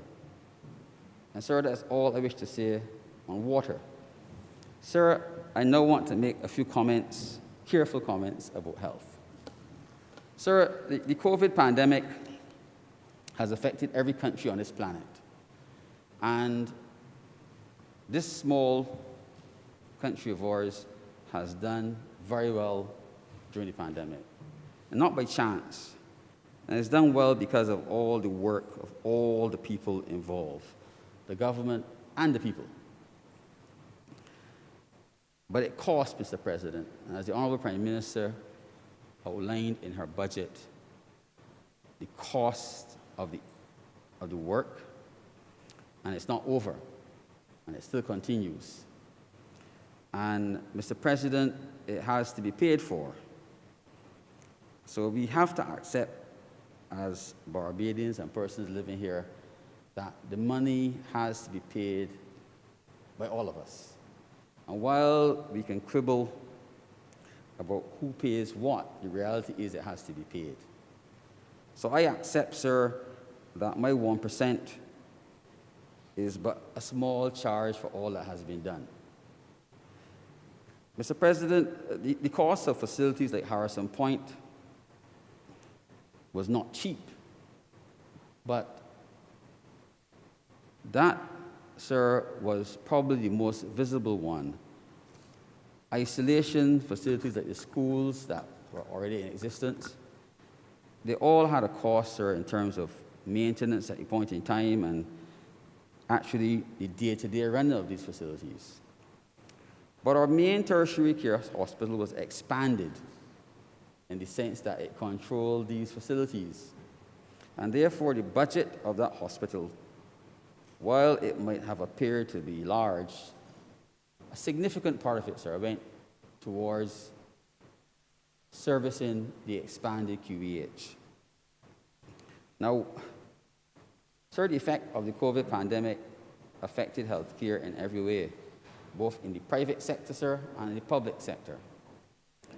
And the QEH, because of some policy decisions, had a series of shutdowns where elective procedures were essentially suspended, and we were only doing urgencies and emergencies. Notwithstanding that, sir, people continue to develop problems. So we now have a situation where the need for services almost outstrips our ability to supply it. And that is not blaming anyone, sir. That has happened simply because there has been a shift of activity away from the hospital in certain areas into the private sector where it never stopped. And I think, sir, that's reflected in the earnings of the hospital. The QEH, up to 10 years ago, earned about $12 million annually from providing private services. At last count, sir, it was down to $3 million. And what that means is that the persons who would normally bring people to the QEH for care or refer them for care privately are no longer taking them there. They're going somewhere else. And if you look around, you will see there are a number of new, I say new inverted commas, new centers that offer alternative care. Now, I don't know, sir, if we can reverse the trend, but we can certainly, the QEH can certainly do things, sir, that will encourage persons to use its facilities for private care again. Because even if they're not being used, they have a cost to maintain, sir. Now, the backlogs that I spoke of earlier, sir, with regard to outpatient services and surgeries has to be approached in a systematic way, but not just to solve the backlog. It's to put in place systems that will probably, in time, improve the overall efficiency. Mr. President, some time ago I stood in this chamber and I said that if we spent a large sum of money, I think it was $11 million on the refurbishment and the expansion of the A&E, and we did not fix the problems of flow, then persons, unfortunately, would have a nice place to wait. And at last count, there was no improvement in the waiting time. And I know we've all been consumed with COVID, but unless we fix that problem urgently, we might crash. Because you cannot have a hospital, a tertiary care hospital, that has 100% bed occupancy. It means that when you slip and break your ankle, unless you can afford private care, you have no place to go. So we have to fix that problem of being overoccupied. And we have to come up with ways of emptying some of the wards and allow for more efficient services to happen. Now, there seems to be some areas where, certainly in surgery, there are backlogs that are spoken about in the public domain. Now, sir, I think I can stand and firmly say that there are no accurate records of the backlogs for the hospital. And I'll tell you why I say that, and I'm not contradicting anyone. Unless you have a real-time listing of what is to be done, and you can subtract from that listing those who have left and gone to the private sector, any number you call might be false. So if you say you have 1,800 people for cataracts, it might actually be 2,000. It might be 4,000. Or it might be 1,000. And there are some problems that we have, particularly sir, with ophthalmology and cataracts, that have been here for a long, long time. And we have not fixed them. Successive governments have played with them. They've produced temporary solutions. They have imported labor and got some list to change, but they've not put in place a long-term solution. We live in the tropics, and cataracts are common. There's every chance that among all of us, at least 60% of us will get cataracts in our time. So when you have problems with financing and supplies, and it extends over a period of years, unless you can pay for your surgery, at some point in time you can't get it. And the numbers build. And the dependency on the social services gets worse because an elderly person living in a home alone who can't see needs someone to look after them. If they can see, it lessens the burden. So there's the economic side of it. That's easy to fix. But the issues that we have with backlogs needs to be approached in a systematic manner with a long-term plan. And when we think we have got to the top of the crest, we should not stop because it doesn't fall down on the other side. It starts to rise again. You're only on a little step. So we have to be constantly bearing that in mind, Mr. President. And I'm not offering any specific advice to anyone. Now,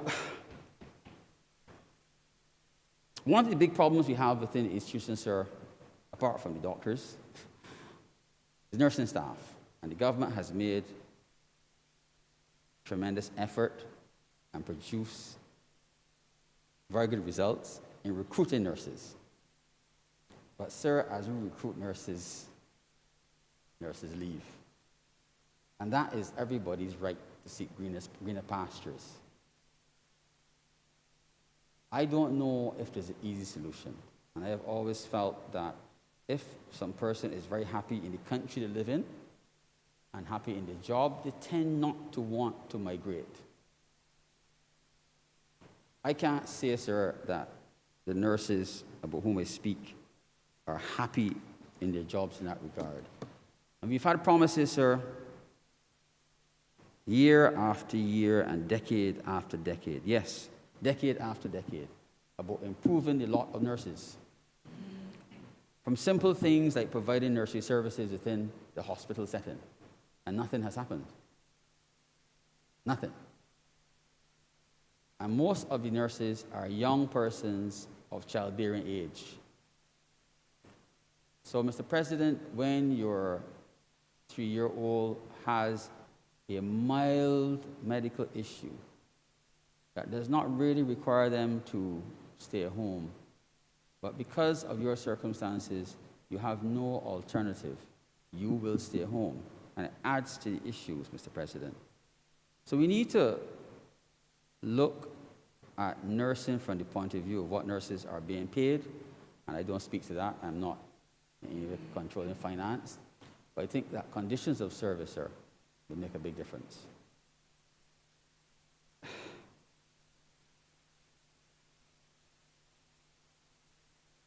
Sir, if you walk through our institution, I mean the QEH, you will notice that the corridors that used to be filled with senior staff are no longer filled. And you ask, well, where are all the senior staff? And it is because after 2 years of up and down, unable to work in some areas, people will spend their time where they can work. So we have to make an effort to get them back to work in a planned way and set targets and insist, sir, that the targets are met. I'm not suggesting we should set unreasonable targets, but we should provide the resources so that people can work and the conditions and all the ancillary staff and set the targets and see if we can reach the targets. Sir, unless we do that, we will not in any way achieve anything. Sir, the Honorable Minister of Health has very strongly represented the hospital, and it's seen in the budget where he's been able to acquire a recapitalization budget. And sir, I look forward to seeing the effects from that recapitalization. If it goes as planned, sir, the old dame should be rejuvenated. But sir, I want to comment, maybe a bit out of turn. I said in this chamber some time ago that there's no right time to do the wrong thing. And I said that during debate on a QEH amendment, and I still say it. Mr. President, there are 2 MRI scanners in this country. And one would think that you would say, first of all, one is in the QEH, and where's the other one? There's none in the QEH. So if tonight you came to the QEH with an acute problem and you need an MRI, they have to put you in an ambulance and take you to a private facility at a distance. And there seems to be a belief that disrupting the flow of revenue in the privately held scanners is a problem. And there's some that will try to convince us that we don't need one. Some non-medical people will try to convince us that a tertiary care institution in the 21st century does not need an MRI scanner. And what is worse, sir, is that some people have listened to them. It's an impossible thought. And sir, I would like, while I'm on my feet, to plead and ask that we even plug our ears when such persons are speaking, because they do not know about what they are speaking, sir. Take some medical advice. Listen to the doctors who are in charge of the patients, and let them tell you, because doctors are in charge of the patients, and they're also investors in the private scanners. Let them tell you what is really needed in the hospital for a 21st century hospital and all the uses of MRI scans. And if you get this wrong, sir, and we don't put in a scanner, we'll be back to square one. Mr. President, you recall that some time ago, I mentioned in this chamber that there was a portable CT scanner that I think was donated to the government of Barbados. And there was uncertainty about whether it should be converted to a fixed scanner or not. And I dare say right now, sir, it is still no scanner because it's not being used. And that's what happens, sir, when you have competing interests. And sometimes the people who are listened to don't really have vision. This country, sir, has, and I think there's only one English-speaking country in the Caribbean that probably has a bigger one of the best field hospitals in the region. And there's no better complement to that field hospital than a portable CT scanner. We had an ash fall, we had a little hurricane that caused our damage. Who knows what will be next? But it'd be nothing better than being able to take all the crates that house our portable hospital and put it on a playing field somewhere in a safe place and bring up the CT scanner, sir, and put it in the power supply and run it. So we must not let the people who are in charge interfere enough that only the public who cannot pay will suffer. Because the people who can pay will go and pay. And the people who are waiting forever and can't get service are the ones who can't pay. But they're also paying taxes, sir. And they pay the health levy. And we have to make sure, sir, that they are looked after. Mr. President, and this is a bit of diversion. The government has done incredible work, sir, with regard to sanitation services. We now have trucks on the road. The garbage is no longer being picked every 4 weeks or 3 weeks. But there's always been this problem of rats.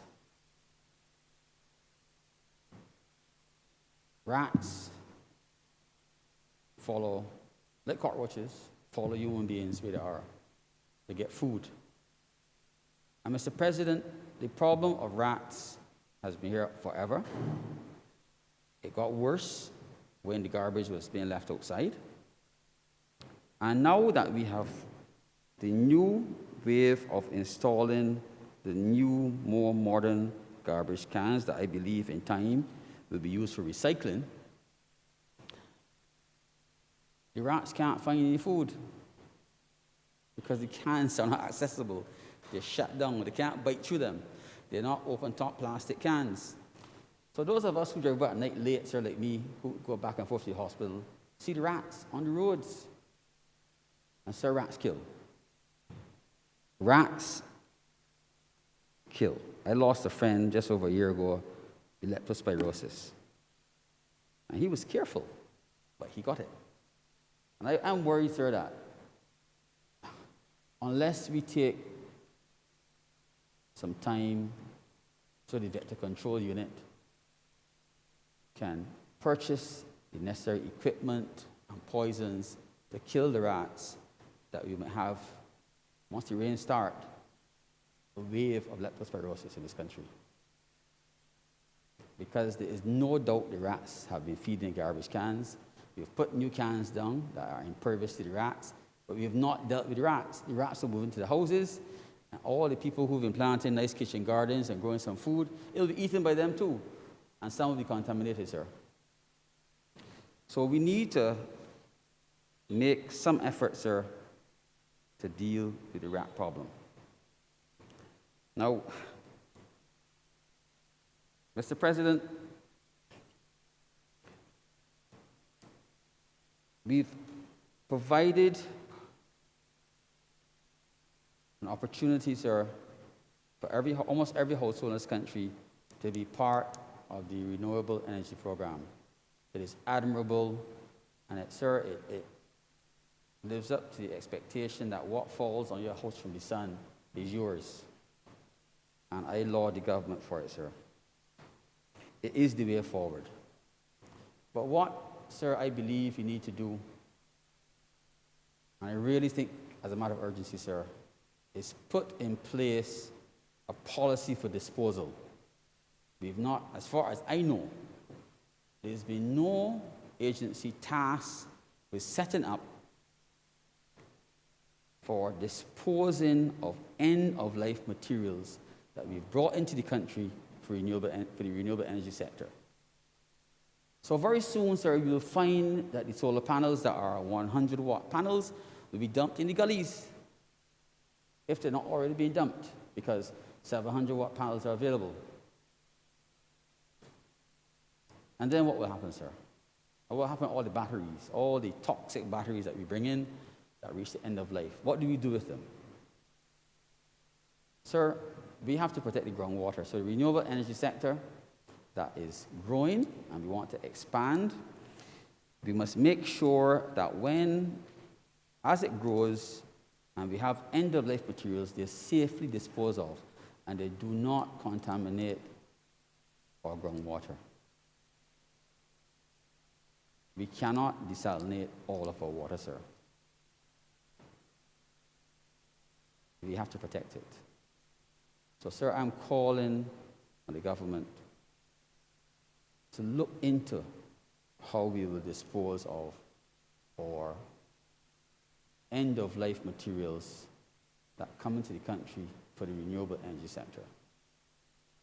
And while I'm on that, sir, I don't want to speak to that. Every day in this country, the oil and the transmission fluid gets changed on cars, and the laundries bring in toxic materials to clean clothes. And there's no reports available to the public that they can see about what happens to this material. So what happens to all the batteries that come in? They pay an environmental levy. Is a site? Yeah. Thank you.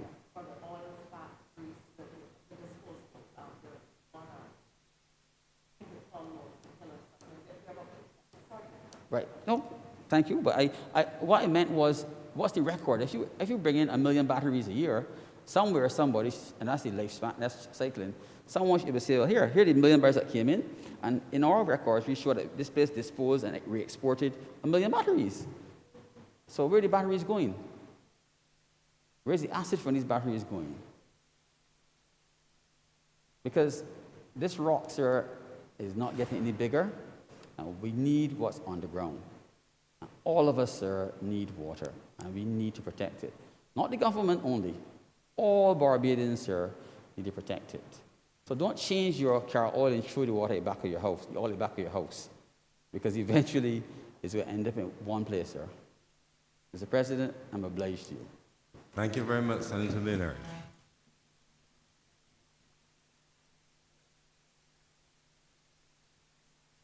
Any more speakers? Senator Boyce. Andrea Boyce, that is.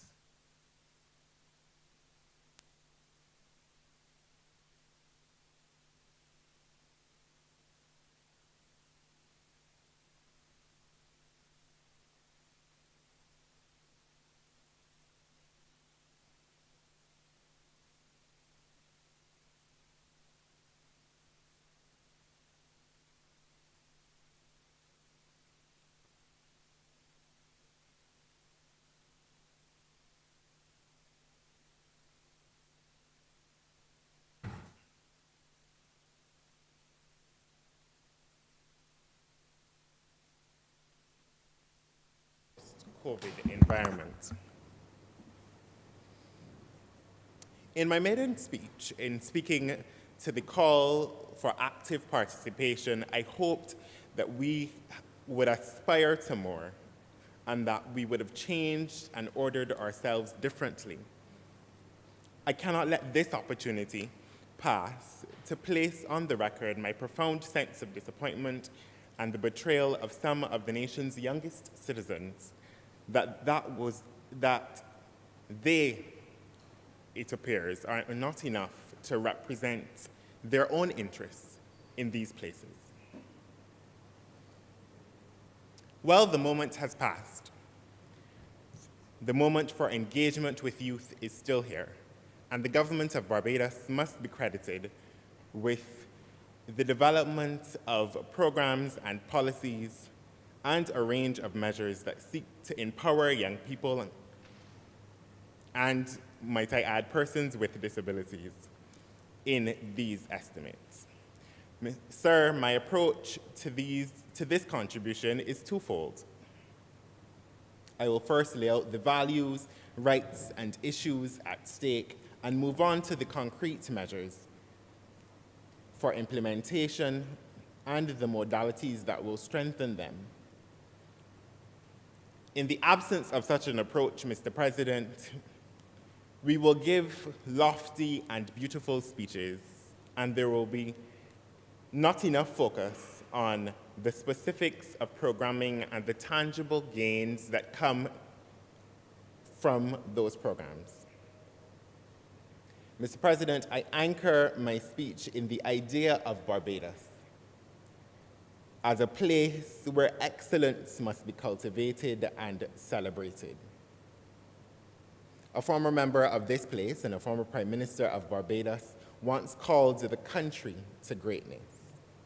And in making a call for greatness for young people and for persons with disabilities in this country, I both celebrate the advancements that we have made and call us to truly punch in a category above our weight.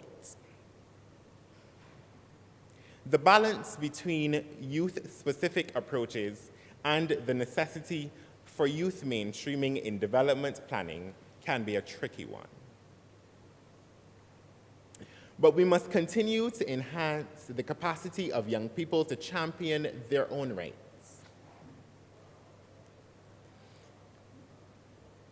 While the state develops broad-based strategies that require the ministry with responsibility for youth and other ministries to ask themselves how they can better incorporate the issues and the capacities of young people and engender the participation of youth. The call to greatness comes in a Barbados, Mr. President, that regrettably too many young people have historically and perhaps more than ever in this moment feel that the idea of Barbados is beyond their reach, and that the types of advances that generations before us have benefited from are not within their grasp. I refer specifically, sir, to notions of social mobility. There are young people in this country that believe that they're limited and that their best selves can only be realized outside this country. Departing with the skills and education that give them the tools to shine anywhere in the world while feeling that those tools in Barbados are just not enough.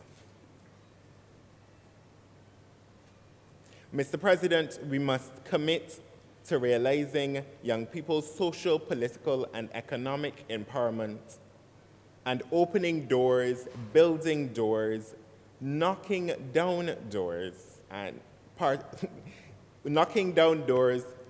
opening windows as well. And whatever else is required to see to their inclusion and their contribution in broader development strategies. Mr. President, in relation to persons with disabilities, our progress has perhaps been less stellar. I am hopeful that this is the Barbados that will begin to take seriously the rights, agency, and leadership of persons with disabilities. All disabilities, visible and invisible. Sir, I make these comments on today, World Down Syndrome Day, and in March, the month where we celebrate and mark the contributions of persons with disabilities. It is also important to say that the community of persons with disabilities has been one of the hardest hit by COVID-19, and many advances once thought to be impossible by way of accommodations for persons with disabilities have become routine. I implore that we do not go back to normal, that we seek to provide a disability-inclusive pandemic response guided by persons with disabilities and undergirded by a rights-based approach and not the charity and benevolence of kindness. I am hopeful, as I will explore later, that this is the moment for Barbados. I now turn to youth. In these estimates, Mr. President, the government has evidenced its commitment to the nation's young people through the continued financing of several programs under the Ministry of Youth. These programs include the Youth Entrepreneurship Scheme and the Barbados Youth Advanced Corps.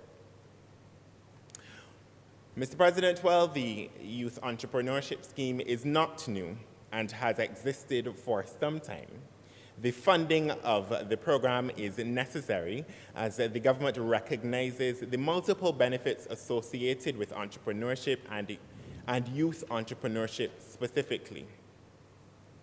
And the government continues to seek to enfranchise persons by providing the necessary training for them to start businesses and ultimately and ideally contribute to economic growth. Young people in these programs benefit from technical assistance, marketing assistance, accounting assistance, and much more, Mr. President. I do not have to tell you that the growth and development of our small and micro business sector is an important indicator for development and growth in this country. And so the Youth Entrepreneurship Program is doing yeoman service and contributing to the development of this country in ways that I do not think we talk about enough, Mr. President. In relation to the Barbados Youth Advanced Corps, often when we talk about youth, Mr. President, we talk about the bright sparks, the young people who aspire to be part of the traditional occupations, the young people whose names and faces we see when they reach 11 years old and then when they graduate from the university or other tertiary institutions. The Barbados Youth Advanced Corps, though, is evidence of the government's commitment to providing technical and vocational training for hundreds of young people. And Mr. President, the program gives them the opportunity for a hands-on approach to the development of skills and the program is part of the government's First Jobs initiative. It is important, I think, Mr. President, to recognize that the diversity of Barbados's workforce is an imperative. And so the development of these skills in these young people is important. The program provides technical and vocational certification through the Samuel Jackman Prescott Institute of Technology. And the forecast indicates that that program will be available to 140 trainees, as well as other community-based organizations, including the Barbados Vocational Training Board, and that 264 trainees will benefit from a part of that program as well. These initiatives, Mr. President, provide necessary opportunities for youth who, like all of us in this chamber, needed an opportunity to advance.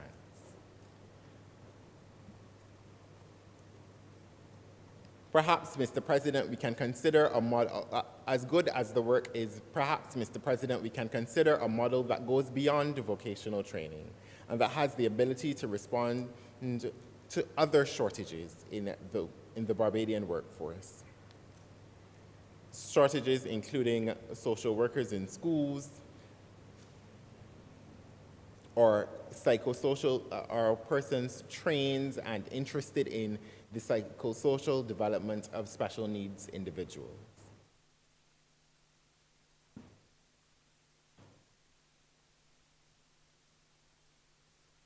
Mr. President, sports is an important pillar of the Ministry of Youth and Sports, naturally. And there are a number of initiatives in these estimates related to sport, whether that is the building of the mini stadia across the island to provide facilities for the hosting of training and events, or a national sports policy that will encourage all of us to take movement and activity seriously. Or, Mr. President, the development of an athlete's health evaluation program that allows for national athletes to benefit from the provision of healthcare services, so as to ensure, Mr. President, that they continue to care for themselves, not only in preparation for meets, but throughout the year and inside and outside of competition.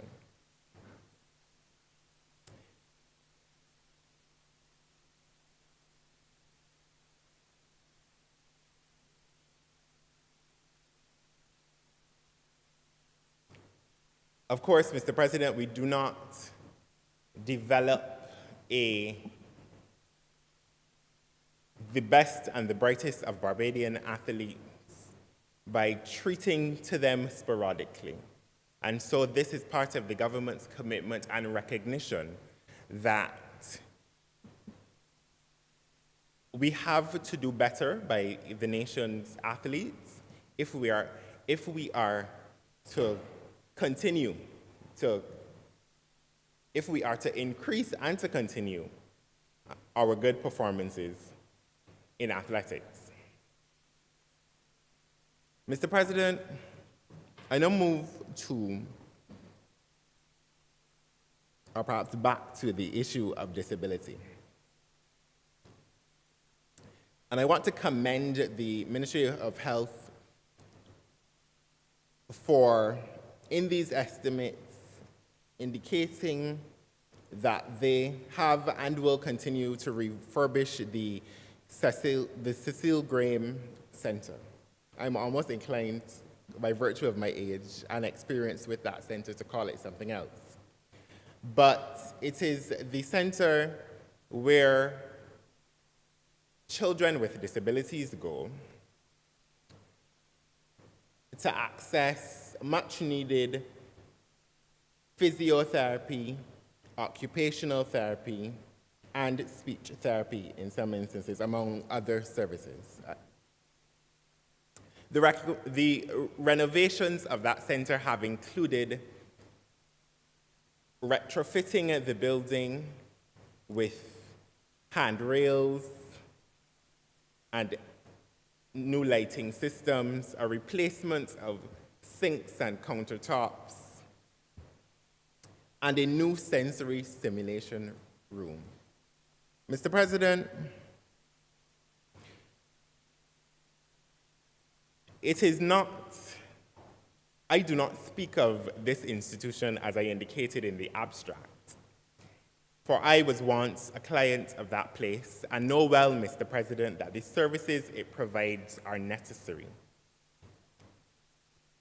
In some instances, the physio-occupational and speech therapy, among other things it provides, sometimes represent the only such services that some children in this country with disabilities have access to. And so I implore the Ministry of Health to continue their refurbishment of that center, to continue, as they have indicated in these estimates, to staff that place appropriately and to develop a client-centered approach, or to continue to develop a client-centered approach within those walls. The services of that place are necessary and no doubt are a part of why I have the ability to stand here and speak to you now.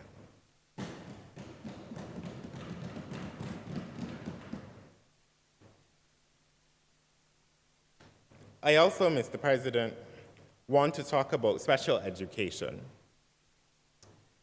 The Ministry of Education, has expanded, in these estimates, has expanded its special education program, has expanded, to be more specific, its training of special education teachers, and the provision of special education services across the education sector.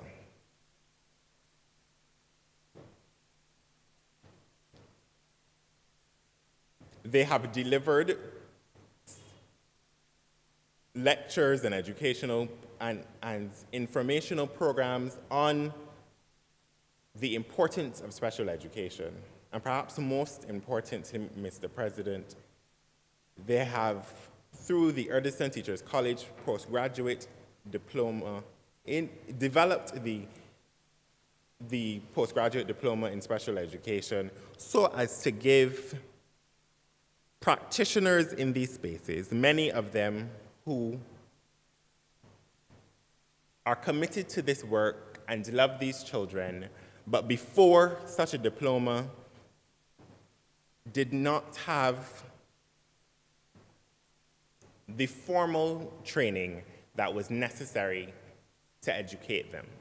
And so I want to commend the Ministry of Education for their work in that regard, and to pray that it continues, and to pray that not only do these practitioners benefit from that work, but that they stay in the classroom.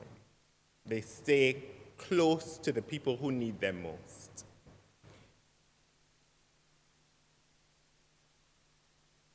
There has been a trend in special education and special education training where, and I certainly do not begrudge anybody their advancement, Mr. President, where people get that training, or this kind of training, and they automatically become, I'm choosing my words very carefully, educational administrators. They segue quite quickly into becoming educational administrators. The children need you in the nation's classrooms, and that training has to be democratized. The availability of that training is an important way to ensure that children across this country continue to have access to the quality education that we all deserve, irrespective of disability. Mr. President, I now move to the Ministry of People Empowerment. My colleague, Senator, this morning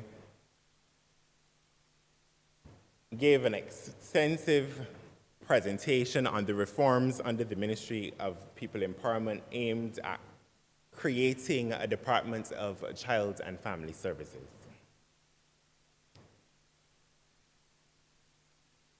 And I just want to underscore her points and to say that the restructuring of the ministry would allow for greater efficiency and a comprehensive approach to handling the issues of the clients that they interface with. But perhaps most importantly, Mr. President, the amalgamation, pardon me, the amalgamation of those services and the creation of a single department represents a new approach, and an approach that I think privileges dignity in the process of the provision of social services. And so, again, I would wish to commend the government. The Minister of People Empowerment has indicated publicly that there will be new disability legislation that responds to the needs of persons with disabilities, and that will advance their issues, and that will provide solutions for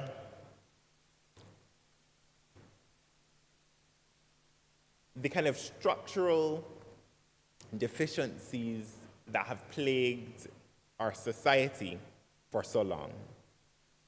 Sir, I'm excited about that work. I'm excited to see the government of Barbados create the enabling environment for persons with disabilities to not only be beneficiaries of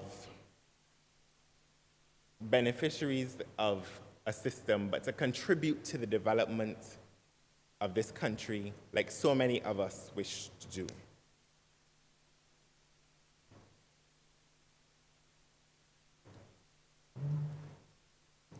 In the way of legislative advancements, Mr. President, I also look forward to the Constitutional Commission aimed at reshaping the social realities for a set of underserved communities, including persons with disabilities. Again, the COVID experience has made it clear that we need to ensure that the greatest degree of protections are available to members of underserved communities, regardless of what those communities are.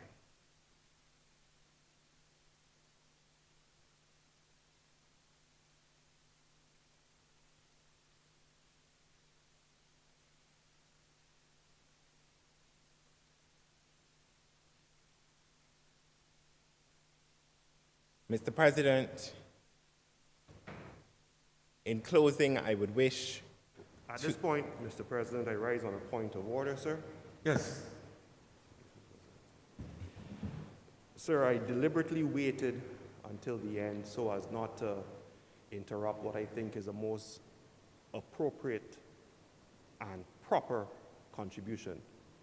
I just believe it prudent, sir, at this stage, to note that my friend, who shares my same moniker, must be mindful of the standing orders which govern where we are, sir, in relation to the contents of speeches. There was a reference at the beginning to a betrayal, sir. That, sir, could only mean a certain statement which would impute to motives improper to members of this House. Now, sir, I certainly can say that you're allowed to express how you feel about matters.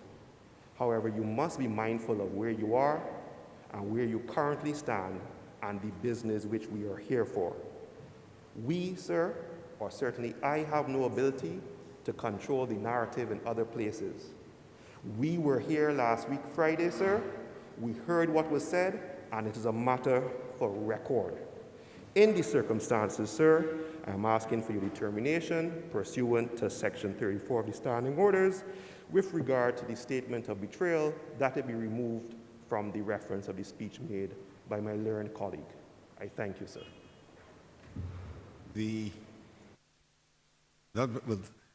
It's unfortunate you waited until half an hour after us to raise the point.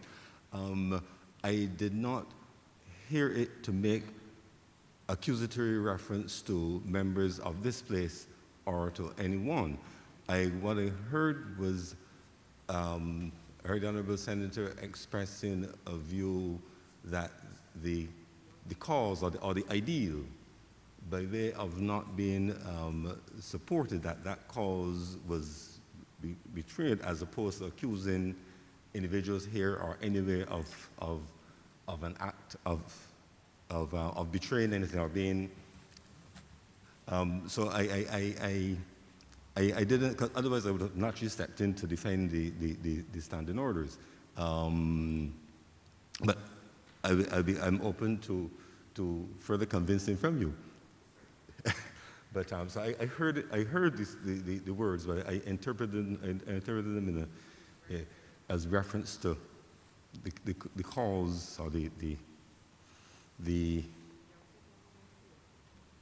yeah, but not to accuse members, because as you know, I'm very clear to defend members in both houses, because the standing orders are clear that you cannot impute improper motives to members of either house. But I didn't hear that. Oh, I thank you. I thank you, Mr. President. I'm sure my colleague would assuage any concerns there. Yes. Thank you, sir. but I thank you for raising it, and of course, as all new members would want to take note, to just choose your words very carefully, make sure that even if there's no intent, that there's no possible interpretation of a breach of that standing order. But I didn't hear it in this case. Senator Andrew Boyce, I have to differentiate by two voices, especially when they're dueling. Mr. President, I wish to, grateful for your ruling. I wish to, in conclusion, commend these estimates to the people of Barbados and to indicate my support for them and the measures that will spring from them. And for that, and with that, Mr. President, I'm obliged to you. Thank you very much, Senator Andrew Boyce. Senator Cummings. Mr. President, I beg to move that we do not suspend this sitting of the Senate for 1.5 hours, for 1 hour, I'm sorry, and we reconvene at 2:25 p.m. I propose we round it off at 2:30. 2:30. The question is that this sitting be suspended until 2:30 p.m. today. Honorable senators in favor, please say aye. Those against, please say no. Methinks the ayes have it. This sitting is accordingly suspended until 2:30 p.m.